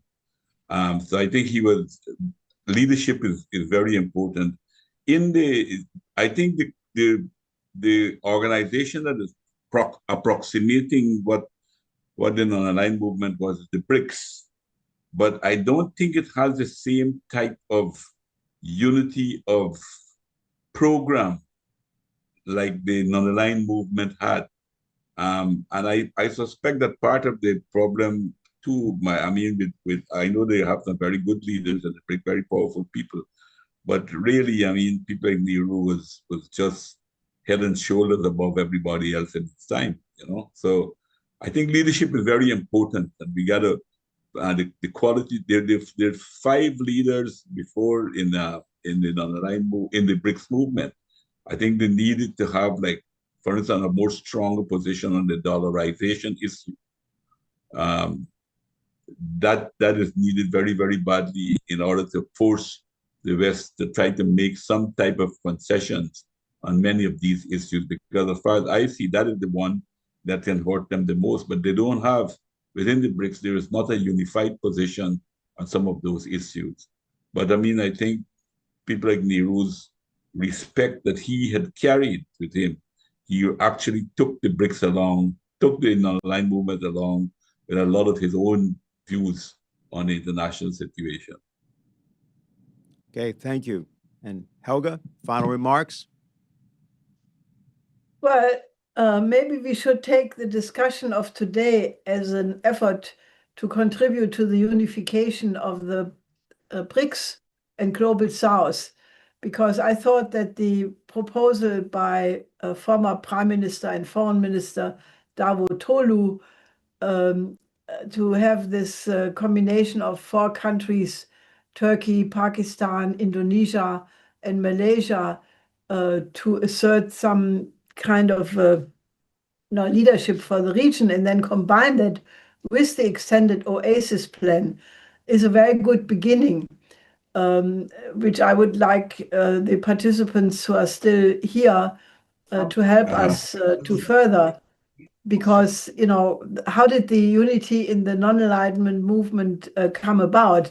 One major aspect was that in 1975, when my late husband proposed not only the OASIS plan, but also the International Development Bank. This was the idea to have an International Development Bank to provide $400 billion credit every year, which at that time was a lot of money, much more than now. And we took that proposal and organized for 1 full year all the members of the non-aligned movement. So then in the September 1976, when they had their final summit their annual summit in Colombo in Sri Lanka, they adopted a resolution which was practically identical with the IDB, the International Development Bank. So that was the result of 1 year of organizing to get that unity. So maybe if we take these proposals from today and organize likewise, maybe in a shorter period of time, we can contribute to bringing that unity into the BRICS and into the global South. So I'm asking everybody to help us do that and become active with us. All right, thank you very much. So Mr. Bornschein of Germany, Mr. Sanjay Tripathi of India, President Ramotar of Guyana, Dennis Small of the United States, and Helga Zepp-LaRouche. We want to thank you all for being on the panel today. We also want to thank Professor Ferreira of Brazil, the former Prime Minister Ahmed Davutoglu of Turkey, Professor Richard Falk of the United States, His Excellency Abolfazl Pasandideh, the Ambassador of the Islamic Republic of Iran to Mexico, for also joining our gathering today. This is now concludes our Executive Intelligence Review Emergency Forum and Symposium, the Iran War and the Controlled Disintegration of the World Economy. We also want to thank the International Peace Coalition for being involved in today's meeting. And that is the conclusion, except for the work that we all now are hopefully feeling compelled to do.